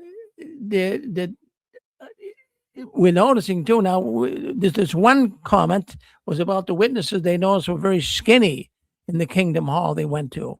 Then I got another comment from another person here that the Kingdom Hall they went to, they couldn't believe how fat the Jehovah's Witnesses were getting. So I'm getting mixed reports. I'm getting mixed reports on this. So one Kingdom Hall are getting skinnier, the other Kingdom Hall they're getting fat. Now, and the term that they gave me here was they were absolutely fat, titanic in size. I mean, did you go to a Kingdom Hall where the witnesses were titanic in size? But I found this fascinating, and he told me that. Well, poor nutrition can go either way. Well, that's right, Pixie. If doesn't get enough protein and they're older, they can get too skinny. And if a person's poor and they have a cart full of starches, they can get too fat. But neither one would be healthy. Yeah, and well, I guess it would be safe to assume that, with the way the economy is, I don't think the witnesses can go out and buy, prime rib and ribeye steaks and Delmonico steaks. So maybe they're chomping on Fritos and, Roman noodles or something, and getting bigger. I didn't think of that, Pixie. So they're getting bigger. So one congregation, they're getting skinnier. In this other congregation, they're getting to be like Titanic big people. Well, it's a good thing gluttony isn't a sin in that congregation because it'd probably be. Yes, Rowdy. Yes. Even other fast food that people love to eat, like McDonald's, it's fairly cheap, and Taco Bell is fairly cheap, and if they're hooked on those things, they can get fat too. Oh, that's true. Yeah, it's true. And then if you have a congregation that might be a little well-to-do, they can buy some of these, these diet pills, these new diet pills like Ozempic and some of these others they got. And so that could be the case too. So the poor congregations, they might be getting fatter, and the richer congregations are getting skinnier. So I'll put those 2 and 2 together. I can probably go with that. Or depression can do both too. Depression can make you thin, and it can also make you fat, depending on how you react. Well, thank you. Thank you. I mean, that's why I love doing the program here, because I get different insights. Sometimes you can't, we have a very smart audience, folks. We really do. And, I get a lot of insight. All of us, we pick up on stuff. So, let's take a look here. Let me go on and give you some more comments from what people have been writing me and giving me this information. Hey, Rick. Yeah. I want to make a quick shout out to Kurt Hatfield. Sure. There, and I want to say hi. I haven't heard from him in a long time, and I lost his number. The number I had for him, it got disconnected. So if he can call me, that would be great. And I miss everybody from the 6 screens. from a long time ago, and I haven't been on here lately, and I just want to say hi to everyone. Well, thank you, Larry. Now, Kurt has been coming on. He was on last week, in fact. Kurt, are you out there? Kurt Hatfield. If you're out there, hit *6. He was on last week with us, and he was on, a few weeks ago, too. So he was speaking up a lot. But the next time he comes on, I'll get the information. You can email it to me, and I'll get it to you, Larry, okay? Thanks, Rick. All right. Thank you, Larry. That's Larry John Wayne. He's out there in California. So let's take a look here. I'm thinking the witnesses didn't look that exciting. I'm just trying to go through these notes here and try to cut to the chase here. The meetings, the memorial wasn't uplifting at all. In fact, none of the Jehovah's Witness meetings, according to this information here I'm reading, it's not uplifting. It seems like people are getting more depressed. So this idea that we've heard, a rumor again, don't take it to the bank and cash it, but we've been talking about it. It's pretty much all over the internet now, that Jehovah's Witnesses are considering of doing one meeting day a week. Because the meetings are so boring, because the meetings are just, no one's getting excited, nobody's getting enthused. The witnesses are thinking, again, I don't know for sure, but this is what we hear. The witnesses are thinking doing one meeting a week to kind of make people more excited about coming to the meetings. Because, I mean, coming to... If they're not training salespeople, if they're not training preachers, if they're not training ministers, then they wouldn't need to have Thursday. Yeah, well, that's right, Pixie. And what I'm seeing here now, we know there's a lot of PMOs. We talk about that all the time, and I think there's close to 4 million, probably even a little more. These are people who are physically and mentally out. We know that acronym. But anyways, what I'm thinking here is these are PMOs. I get PMOs giving me this information, and so this one PMO writes and says that there were way fewer guests. People that went to the memorial this year than the other years that they would attend. There would usually be at least 20 people standing up, probably the men, the elders, and maybe not elders, but Jehovah's Witness men. They'd be standing up so that they could let others sit down. So they'd be sitting in the back. But they went on to say that didn't happen this year. They saw there was nobody standing up. There was some seats there. In fact, I'm going to show you a picture. I'm going to, in a couple of minutes here, I'm going to show you a picture of a Kingdom Hall, and I want you to be the judge. I want you to tell me if this memorial picture I'm going to show you doesn't really speak for itself. But also, what the reports coming in here that what was that? This memorial was even more than in other years. There were they were seeing disfellowship ones, people who were disfellowshipped. Now, generally speaking, they wouldn't want to acknowledge that, but a lot of disfellowship ones wouldn't even go to the meeting. But somehow, some way, I mean, they really got them to go there this year. So they got a bunch of people, I guess, evidently, that were disfellowshipped to go with their families to the Kingdom Hall. So a lack of enthusiasm, boring. These are the comments I'm getting. And then the other comment that was really made manifest here, and more than I think anything else, was the fact that you look around, there was no young people. Now, of course, there were young children, and obviously that would be the case with mom and dad, but there was no, young, like teenage people. So that a number of people gave me that information that there wasn't many young people at all, if none. They're leaving like crazy. The young people. The people that use the technical marvels that we have now, do you think the neighbors that were invited and the young people that were born in that didn't come, do you think maybe they keyed in what is a Jehovah's Witness memorial and decided not to come? Well, I'm sure that took place. I'm sure that took place. But I mean, stop and think about it. As these older Jehovah's Witnesses die off, I mean, they have a lot of baby booming Jehovah's Witnesses. And I mean, they're, getting into the final innings of their life. So as a lot of these older Jehovah's Witnesses die off, the younger ones will just continue to fade away. A lot of the younger ones right now are just hanging on because of mom and dad, or grandpa and grandma. So they're kind of hanging on. But as soon as these people go, these young ones are going to go as well. And yes, Larry. Along with what you're saying about not too many young ones, especially if the young is considered like in their 20s and 30s, that's going to be a domino effect because we were always taught to marry only in the Lord, marry only other Jehovah's Witnesses. So there's gonna be less and less picking, choosing of marriage mates. So it's gonna be a huge domino effect. I agree. Oh, yeah, absolutely. That's a good illustration that you bring up there, Larry. It's a domino. Once they start falling, it's going to get worse. It's just going to bing, bing, bing, bing, bing, like dominoes. Yeah. So these young ones, every one of them we know has an internet connection, and if they have an IQ north of room temperature, they're just biding time until their parents die, and then they're out of there. They're gone. The Jehovah's Witness organization knows it. I'm going to show you the picture. Let me show you the picture. Now I want you to take a look at this picture. I'm going to put up. This is a Kingdom Hall. This is Thursday night, but it's not a Kingdom Hall. The picture I'm going to show you it's in a high school.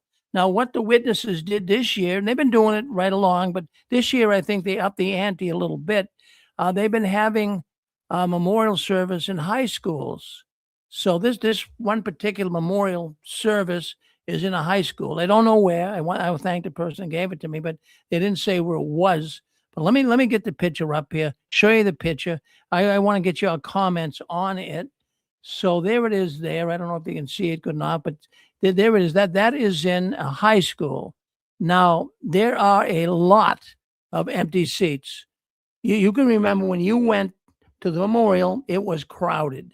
If you didn't look at, I had 5 children. My former wife and I had 5 children.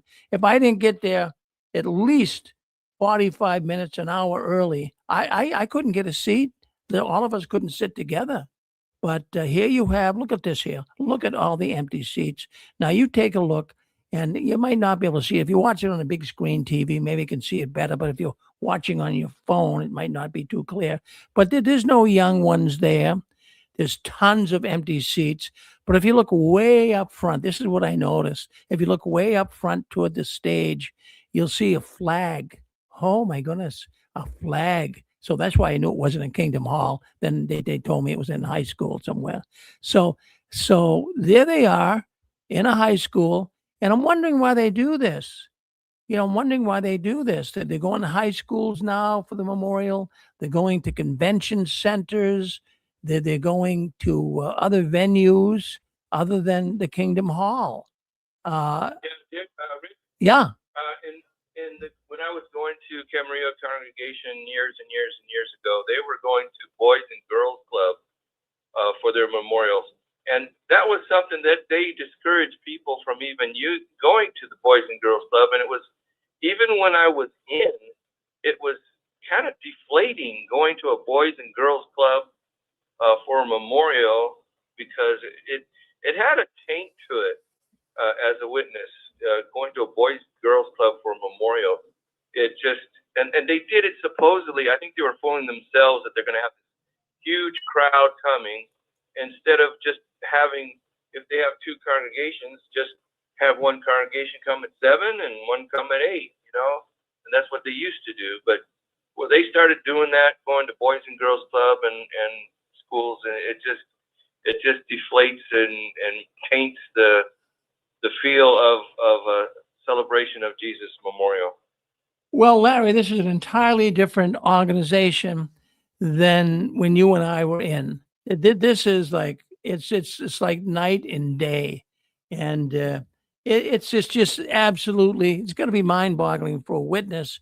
But what a lot of the information coming in here to the 6 screens, I really enjoyed this comment right here.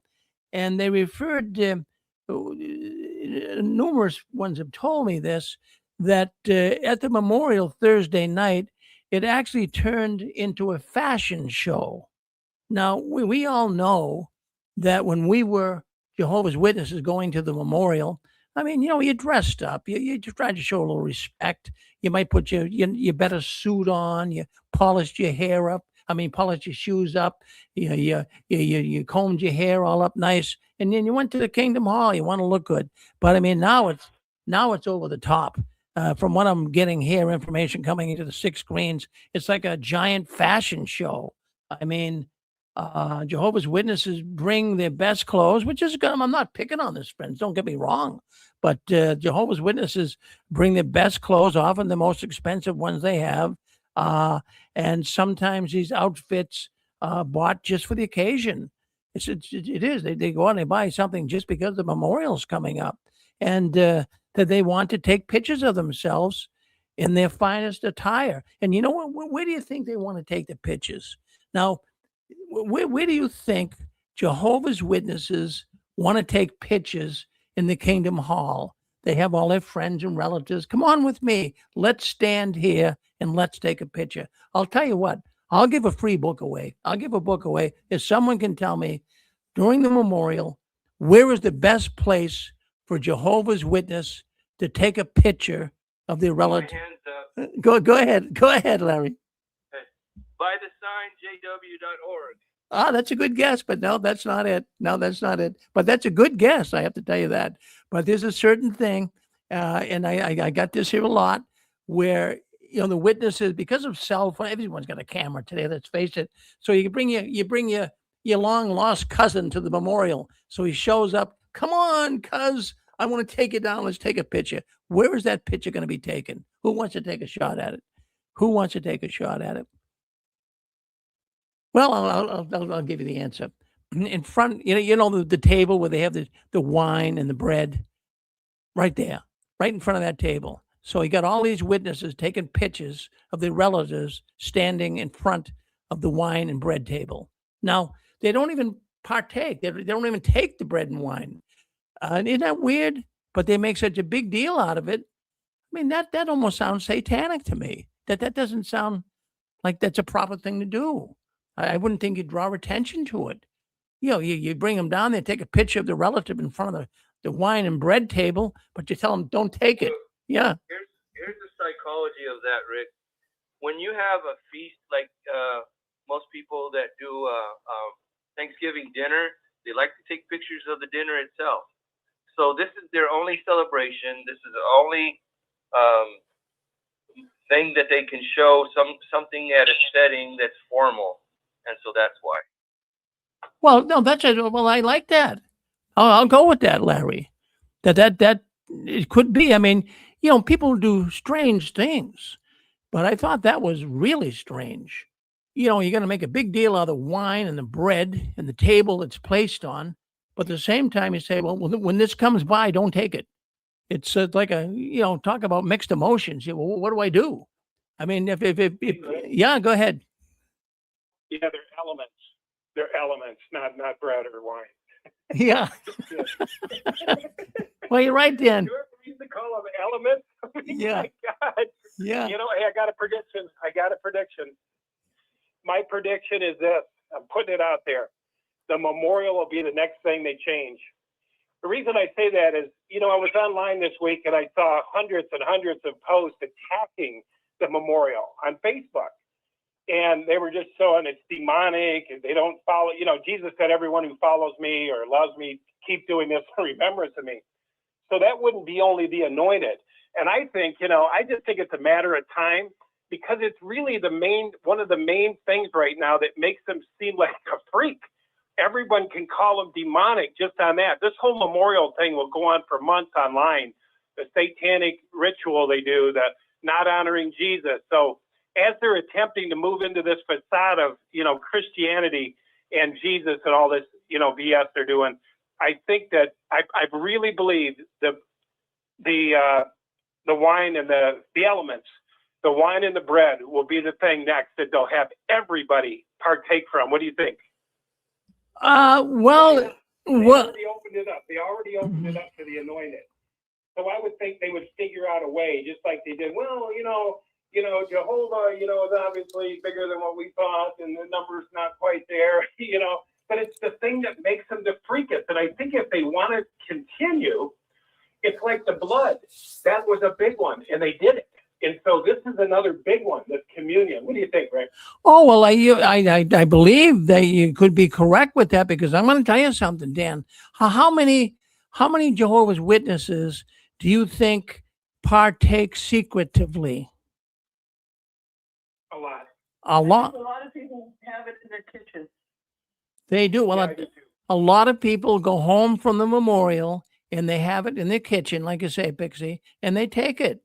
And also, I'll tell you another thing.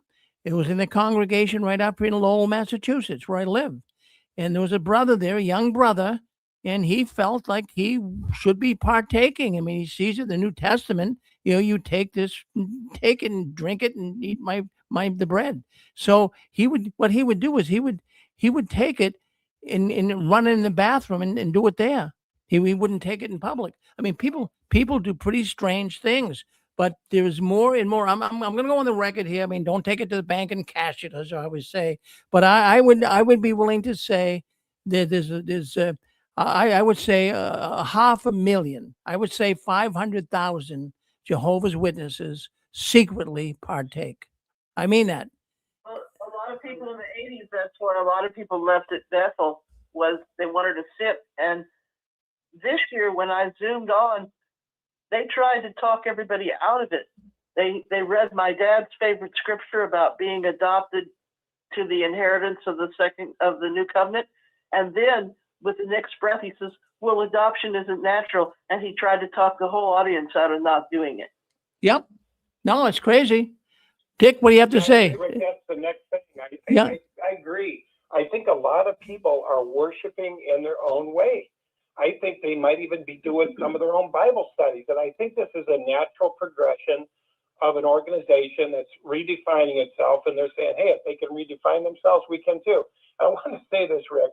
Could you imagine what it would look like? Yeah, I mean, I'm thinking about this. Your wife brought it up earlier, Susan. But the Theocratic Ministry School, what would it look like now? I mean, you go up on the stage and there'd be two witnesses holding a cart. Just like walking in the hall and there's a book cart, a magazine rack up there. And they're just standing there. That's the talk. They're just standing there. And they say, what do you say when something comes up? JW.org. That's the end of the scene.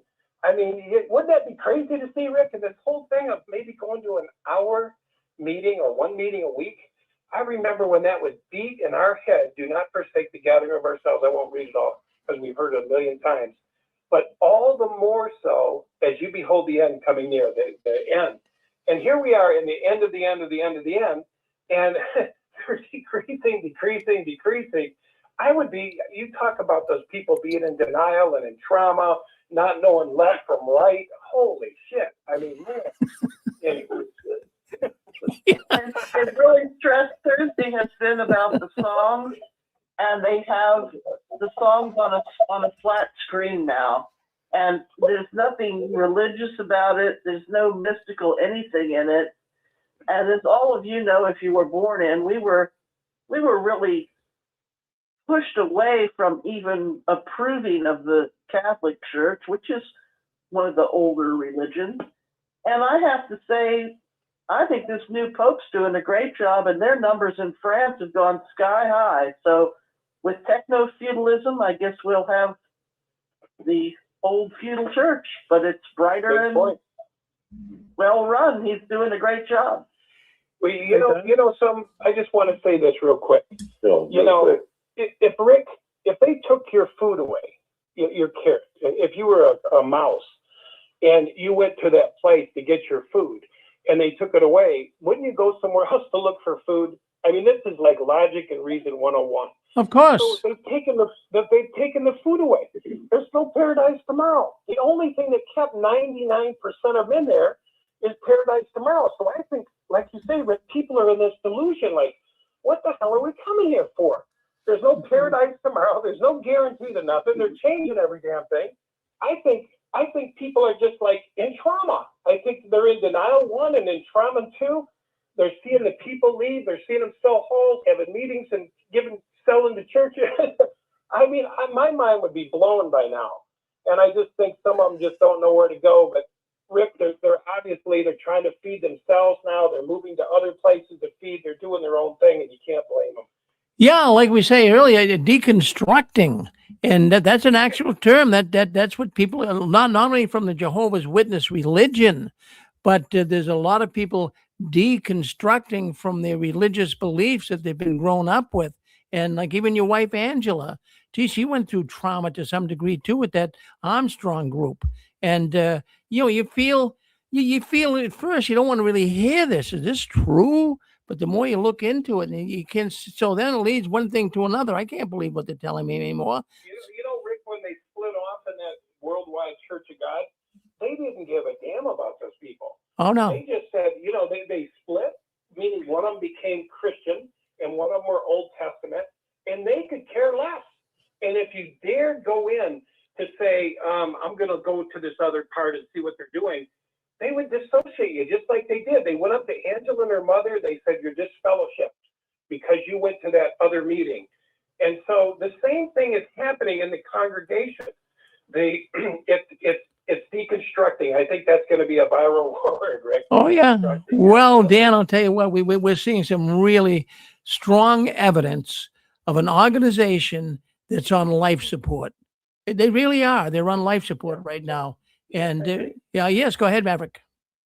Hi, I just wanted to say I absolutely 100% agree with Dad on this. I was thinking the same thing earlier. It's logical that it will go in that direction. Why not? I think you're absolutely spot on there, Dan. And the reason why I'm thinking too is that every time they present it as new light or an adjustment, really and truly, they're just coming on to us apostates here are giving credit. We're giving the Watchtower this kind of reasonableness and logic, because they come on here, listen to all our conversations and think, isn't Jehovah, and then they go away and tell the rank and file, isn't Jehovah amazing how he's giving us this, he's such a reasonable God. Maybe it's true, maybe we should adjust that, just because you have a heavenly hope or an earthly hope, you can, there's no reason why you can't show that you are loyal, your loyalty to the memorial and Jesus and so on by taking the emblems. So it will make them look like they're legit Christians, but really and truly they're getting all their cues from our conversations on the 6 screens and other platforms all over YouTube. They're getting all the cues from that. So every time we hear some adjustment, I think, is because they're sort of scratching their chins thinking, these apostates have got something here. We're going to look good if we change this now. And it's going to make them stay. And the brothers and sisters are going to think, isn't Jehovah amazing? Isn't Jehovah amazing how he thinks about us all the time? So I think you're right, Dan. I think it could be happening. And again, the apostates have given the organization new light. It wasn't Jehovah, it was us. Well, good thought on that. You got me thinking there, Maverick, because last week I got information. A young man said that, he went to his mother after, the change in the blood policy. Now you can take your own blood if you store it and put it back into you. So he brought that up to his mother, who was a staunch, loyal witness. And he said, Mom, what do you think of that? I mean, now they're changing it. You can do that now. She says, well, isn't it nice? Isn't it nice that Jehovah's relaxing the rules and making it easier for us? I mean, does God really relax rules? I mean, if he does he really do that? I'd have to really think about that. Jehovah, the sovereign God of the universe. I mean, I think if he makes a rule, he's going to stay with it. I don't think he's going to relax it for the sake of an organization. Jeez. If Granny's in the hospital and she says to the nurse, "Oh heavens, is that my own blood that you're transfusing?" The nurse is going to say, "Yes, ma'am. That's your own blood. That's your own prescription. This is your own bed. You're going to be billed for all of that. And I hope that they all live and get well and take the blood and all that." Oh, yeah. But I think that's like the biggest loophole that they ever thought of, because in dealing with the hospital staff, they're just going to bring the blood that's your type that works for you. Right. And you don't know if that's what she transfused 3 weeks ago to them or not. Yeah. No, they're right. The hospital could mix it up. You never know the difference. And they never tell you. As long as it's safe and it's your type that you can receive, go for it. Yeah. Well, a lot of things going on. Well, let's go with the lady first. Go ahead, miss. Yeah, hi, Rick. It's Constance. Oh, I was Constance. just going to say, back to the topic of the memorial. It's very interesting. I mean, I didn't even really know what I'm about to tell you now. I learned it from XJW Analyzer. I was watching, he's got another video out today. And anyway, and it's talking about the memorial. And, back in the day, which I know you and Rich know, but back in the day with C.T. Russell, all of the internet, all the Bible students, they all partook of the emblems of the bread and the wine. I mean, he did not have two classes. At that time, everyone was of the heavenly class, you might say. They followed the Bible. But then when Rutherford came along, he wanted to change everything. And little by little, he did. And so there were Bible students that could see the change, and they didn't like it because Rutherford had two classes. He had the 144,000, then he had the great crowd. And they said, no. And they left the organization. They left his Bible students. But when Rutherford came in, that was his doing. That no, there's two different classes. There's the anointed class of the 144,000, the heavenly class, and then there's the great crowd. Well, what's interesting about this, Rick, is that, the majority of JWs today, they don't know their history. And if they really did know their history, they would realize that they really need to be partaking of the emblems. And the only reason why it changed is because of one man's, rule. And that was Rutherford, his interpretation. That's not what the Bible teaches, but that's what he taught because he couldn't stand, what C.T. Russell was teaching, and he wanted to have all the control and power. So it's really sad, and the other thought, Rick, I'd like to just say, and I'll just close it with this. On Reddit, when I was reading it last week, there are a lot of JWs who were really ticked off with regards to the blood policy that has changed, being able to store your own blood. And they were saying, if you're a JW or you're a PMO right now and you're really ticked off about this, this is the time to really stand up and not show up at the memorial. And I'm just curious to know about that, Rick. I'd like to know, maybe the sources you might have, how many of them really said, that's it. I'm putting my foot down. I'm not going to the memorial this year. So that's what I wanted to say. Thank you, Rick. Well, thank you, Constance. Now, I got a lot of people that I get information from here. I couldn't get to it all tonight. But I have to tell you that in some congregations, it was packed. Now, I hate to say that, but I got more congregations, more information on their congregations had very little people, but some congregations were packed. Now, there's a reason for that. There are what they call super kingdom halls. The area in which I live in, there is a super kingdom hall. It's just strategically located, and they've closed other kingdom halls around this area down. And so they send everybody to this super kingdom hall. They don't call it that. I call it that. But it's a more crowded kingdom hall. There's more publishers there. Let's go with that. So the one in my area here is a super kingdom hall. And so if you went to one of those halls where they close 4 or 5 other congregations down around that one, and they send those 4 or 5 congregations to the super hall, I mean, there's going to be more people. It's just going to be packed.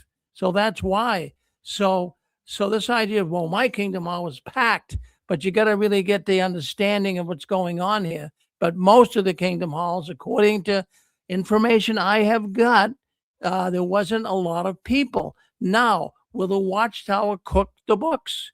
Will they, make some figures up? I mean, I know they do anyways, but, will they really? They got to look at the Watchtower, the governing body. They're going to be they're looking at the number 23,000. I'm sorry, let's hold on. That's 23,000 who partook last year. I don't know how many partook this year. We don't have the numbers.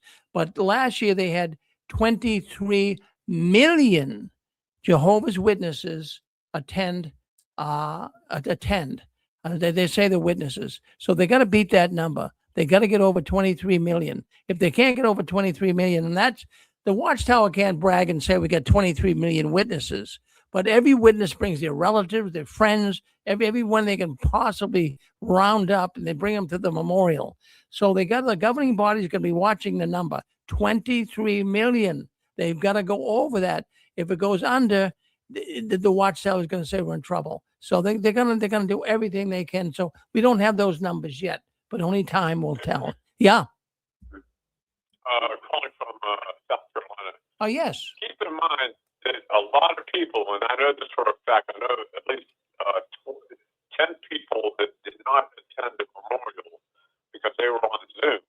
So when you see empty seats, those people could be the ones that are on Zoom. We don't know. I just want to put that in the equation. Well, thank you for saying it, because the Watchtower will really work with that understanding. If the attendance, in person is low, well, we had 6 million people listening in on Zoom. So, they can use that to their advantage, brother. Yeah. Yeah, my brother and my uncle and his family did not attend the memorial at the hall. They were at their home all together watching it on Zoom. So I'm sure if you multiply that by 10, as they say, then you can come up with a number. So when you see empty seats, yeah, it could be that they're on Zoom. So don't, be realistic in this. So the people that are not there could be at home watching it on Zoom. Well, thank you. Thank you. Yeah, give us a little more insight into it. Thank you. We had another brother on there. Go ahead. You're on with us. Yeah. Can you hear me? We can hear you. Yep. Hey, Rick, this is Michael King. How you doing? Oh, Michael, doing good. Good to hear from you. Yep. Yeah, I was one who went to the memorial, and let me tell you why. Let me just give you a little background. Of course, I was born and raised in the organization, and I always felt funny passing that bread and wine in front of me and not doing anything. I didn't know why I felt funny doing that, but something was eerie about it. Well, as I became a Christian and really learned about that John 6:53, that we should be taking that. My father built a Kingdom Hall that I grew up in. And I wanted to set the record straight. I always felt like after I learned what was really happening, I was really denying the blood of Christ. I was really denying his free gift of life. And so I prayed to God and said, I just want to set the record straight. I want to go back to the Kingdom Hall that my father built and that I was raised in. And I want to partake and just set that record straight. So that's what I did. And this was a Creole hall. It wasn't even in English. I didn't realize it. They changed it into a Creole. So the brother met me at the door, and he realized that I was English, and he said, this is a different language. You might want to go to so-and-so. I said, no, my father built this hall, and I was born and raised here. I said, you see that ball field right across the street? I used to play ball there and then jump the fence and come here and go to the meeting. And I'm 74 now. I've had some health issues. I don't know how long I'm going to be around here. And I want to come to this hall, and I want to celebrate the memorial here. And you're welcome. Enjoy yourself today. So I went in. And exactly like what you said, the fashion show. I mean, these people were dressed in fact, this one lady came up to me to introduce herself. And it took my breath. I have a beautiful wife, but this lady was gorgeous. And I said, you are beautiful. Am I allowed to say that here? She said, oh, yeah, you can say that here. But so I sat down, and that lady, her husband was giving the talk. And she asked me to sit with her. So I did. And I sat with her, and then they passed the bread and wine. And I felt so good taking the bread and taking the wine. But it was amazing. Afterwards, it seemed like I became a rock star. These pictures. I sent you some pictures, by the way. Really, they wanted to take pictures with me. Hey, Yeah, did you send me the pictures? Yeah, I sent you the pictures. There's his brother there. I sent you a couple pictures. What was it? In JW World News? I'll put them up right now. Is it in JW World News? Yeah, JW World News. Yeah, I sent him not just too long ago. I showed you the Kingdom Hall that my father built, and I showed you a lot of empty seats there too. Probably should have put a subject matter to it, but anyway, I want to tell you the people were very nice to me. And then we got to the end, and I started to walk out the door. We all took a picture together by the bread and wine, just like you said. Everybody came up at the end and took all the picture together. Sure, you want to take a picture? Yeah, I'll go up with you. We all took a picture together, and I started to walk out the door. And this brother said, "What congregation do you go to?" And I said, "Brother, I don't go to a congregation. I accepted Jesus Christ as my Lord and Savior. And today's the Passover. And today is the day he told me to take the bread and accept the free gift of life through his blood sacrifice.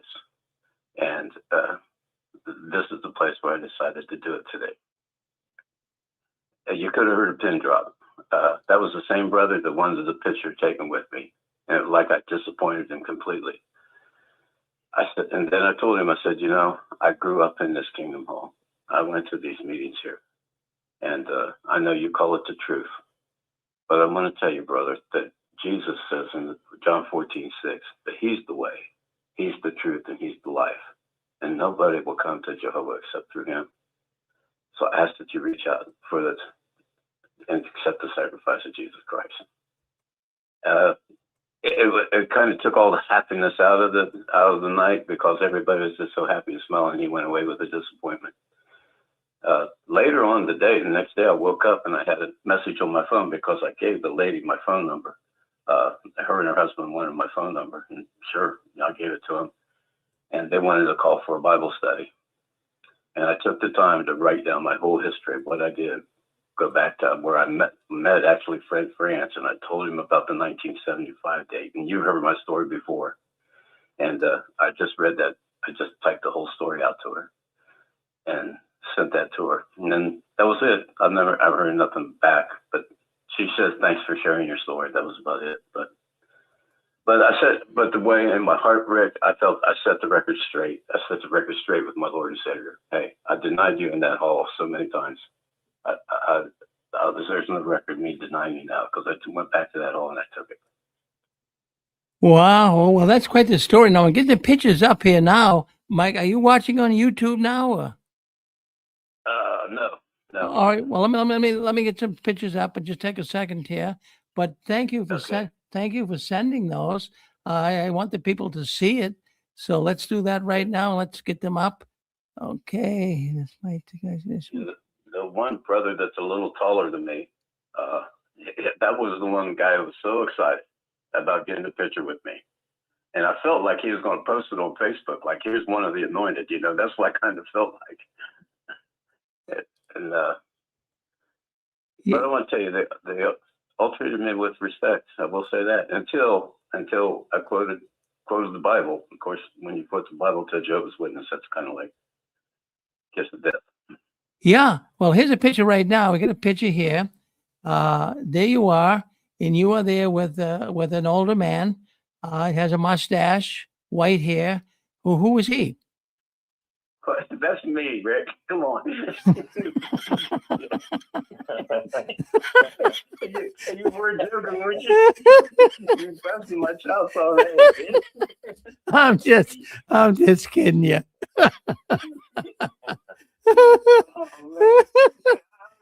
When we get in that kingdom, I'm looking you up. Okay? Oh yeah. Well, I like to razz people. Oh, let's take a look at this one. All right, here we go. Tell us about that picture. Well, there you are. You're standing with a man with some glasses on and a beard. Who's that? He was the first guy that introduced himself to me. So, and then he wanted it. When I seen that I took the bread and the wine, he wanted a picture with me. So yeah, sure. Yeah. They invited folks who were governing body. Yeah. Let's get another one here. Let's see if we get another picture here. Okay. Well, here's a picture of the Kingdom Hall. This is the hall that your father. This is the hall that your father built. Yeah. Yeah, and you see, and you should like that, because that's all brick. Yeah. Well, boy, that's a good looking hall. Now that wasn't. Yeah. That doesn't look like a quick build to me. No, that wasn't no quick build. Yeah, that was in the neighborhood I grew up with. I don't know if I sent you the picture of the field across the street, but there used to be baseball diamonds across the street. Yeah, I don't have that picture, but yeah, you played ball there. And boy, that's a good looking Kingdom Hall though. And they have the JW.org sign out there as well. Yep. Yep. And they remodeled that about 10 years ago. They had it on another little site. So how many people were there, Mike? Would you say it was crowded? No, it was no, yeah. I would say maybe at the most 40, 45 people at the most, and that hall used to hold about 250. Wow. Yeah. So did you get goosebumps? I mean, you wanted to go there basically because you wanted to see the hall, but I mean, you must have had, well, when they passed the bread and the wine, people are going to be looking at you and you're going to look like, wow, who's this guy? Did you have to think about it or you did it kind of naturally? No, you know me better than that. Yeah. That stuff don't bother me. Yeah. I pray to God. This is what I want to do. That's what I do. Yeah. I don't care what they Oh, good for you. Good for you, Mike. Well, yeah, I like your style. Yeah, you're not gonna let these guys rattle your cage. No. I'll say one thing. When they did the music, I looked over to the side where my mother used to sit all the time. My mother was a great singer, and I could almost hear her voice singing. Wow. And I looked outside, and I just see my father out there working when I started to walk in. And I looked out over the field where I played ball. They let me play ball as long as I went to the meeting. So I played ball and I jumped the fence and went into the Kingdom Hall. So. Well, boy, that's amazing. Well, thank you for sending those pictures. That's really nice. The people are enjoying it too. Yeah, I don't know what it is, but we all have this. Well, I say a fascination, a fetish, an obsession. Call it what we want, but we still, we're still connected to some degree to the witness world, and we had a lot of good friends, and we had some good memories. They weren't all bad, but it's sad. It is really sad to see something that one time we really thought was so wonderful turned out to be the way it is. Terrible, isn't it? Huh? I will say, Rick, I was putting my arm around the brothers and everything. I was hugging them, and and that was genuine for me. It wasn't no phony. I loved the people, and they showed love towards me. I will say that. And and when I wrote to the lady to tell her my whole story, at the end I told her, I said, I still consider Jehovah's Witnesses my brothers and sisters, but I don't go along with the top of the organization. And but I've always loved my brothers and sisters. I had a good time when I was in the organization. Well, that is so good that you had to, that it was better going like that than, in their face. You guys are so dead wrong. You did it very diplomatically, Mike, and that's the way I'd expect you to do something. You're a gentleman. You're a gentleman. Oh, thank you. Thank you. You just called me an old man. Now you call me a gentleman. I'm just kidding with you. All right. You're a good man, Mike. Love y'all, and send me your address because I got that picture from Paul and Hill for you. All right. Well, thank you. Thank you. I'll do that. Thank you, Michael. Well, that's Michael King. Boy, I tell you, if you ever heard his story, he's a former Jehovah's Witness. Boy, I'll tell you what, friends, we get to talk to so many people, and everyone has a story to tell about being in the Watchtower, right? But you have one too. We all have one. And if you have a story to tell about being in the Watchtower and like to tell that story tomorrow, we have 6 Screen Sunday tomorrow, and that's going to start at 1 o'clock. And we have a program. Now, look at tomorrow is Easter, and we wish everyone a very happy Easter. And we call it Resurrection Day. And that's a very important day in the world of Christianity. And tomorrow at 1 o'clock in our program, Knowing God, after leaving the Watchtower, Scott Walton, he's a scholar, a biblical scholar. He'll be giving a talk tomorrow all about the resurrection of Jesus. So if you really want to get the real understanding of it and what Resurrection Day is all about, well, tomorrow you want to listen and begin at 1. Now, at 2 o'clock, if you would like to tell your story of being involved with the Watchtower, come into Anne Marie's program. And her program is Ex-Jehovah's Witnesses share their story of being in the Watchtower. So she'll give you an opportunity to talk upwards of an hour if you want, all about how you feel and how you were treated and what your position is now since you left the Watchtower. Then at 3 o'clock, we do our JW World News Sunday edition. 4 o'clock, we have the Christian Court. Wow, what a program that is. It's taken off. It's the only program on the Six Screens Tele-Network that we ever had out of 194 different programs. The Christian Court's the only one that's crossing over. It's going into the Christian world. A lot of Christians are listening in, not just ex-Jehovah's Witnesses. And what the Christian Court's all about, in the world of Christianity, people have peculiar questions. And in the world of Christianity, there can be different answers, not like the Watchtower. So we answer peculiar Christian questions tomorrow on the Christian Court. And then our last program of the weekend, Jay Hess.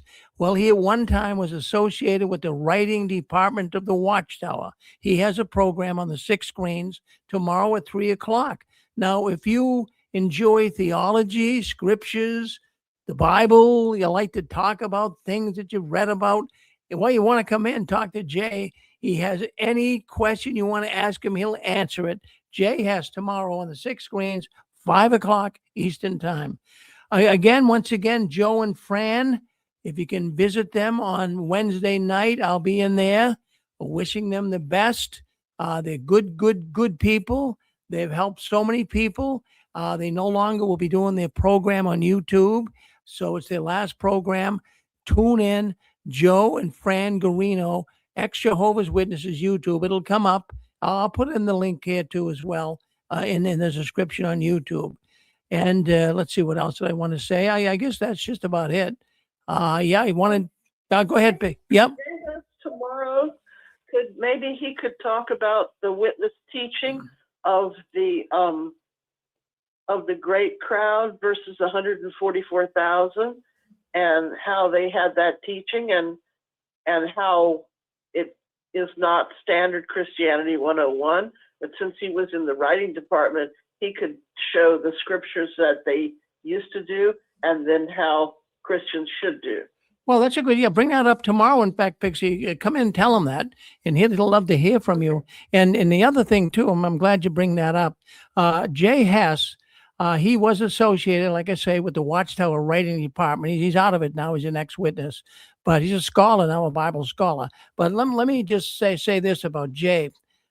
Jay, do you remember the Trinity booklet that we had as Jehovah's Witnesses? Well, he was involved in that. And what they did is they had him, because he was pretty knowledgeable with the scriptures and being a witness, a staunch witness at the time, they had him working on the Trinity brochure.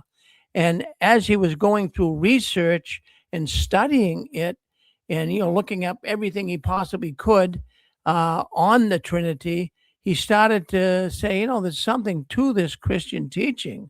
The Watchtower might have it wrong. So they didn't like that. They didn't like that at all. So consequently, he's not a Jehovah's Witness anymore, but he has a program here on the Six Screens. And if you enjoy scripture, and many people do, some people don't, well, we all understand that, but I find it fascinating. I want to learn as much as I can. My goodness gracious, why not? There's only two roads to life. You can get on this road, you can get on that road. Why don't you get on a road that at least gives you some hope? That's what I feel. The other road, no hope. This road has a lot of hope. Well, folks, I want to thank you all for coming into the Six Screens tonight. And I want to say that we do leave the telephone lines open. So if you want to talk up, we call it the after party. Pixie came up with that name, the after party program, where you can all talk. It won't be recorded. It's not going to be live on YouTube or Facebook or anything like that. So if you get in there, just make sure that you keep yourself civil. Let me just mute somebody here. We got a lot of people trying to still come in. So keep yourself civil. Let me just do it. All right. So if you want to come into the after party program, keep yourself civil. And remember to unmute yourself. You hit *6. Mute yourself. You hit 6. Don't talk over each other. And it's just good. You can talk to people until the cows come home. No one's going to listen to you, but the people in there, it's not recorded. And like I say, just behave in there. Be nice to one another. Well, thank you for coming in. I want you to keep standing tall. I don't want you to ever give in, up or out. Don't ever let your visions die. And the last one, leaving the Watchtower, please turn off the new light. We'll see you tomorrow on 6 Green Sunday. Thank you.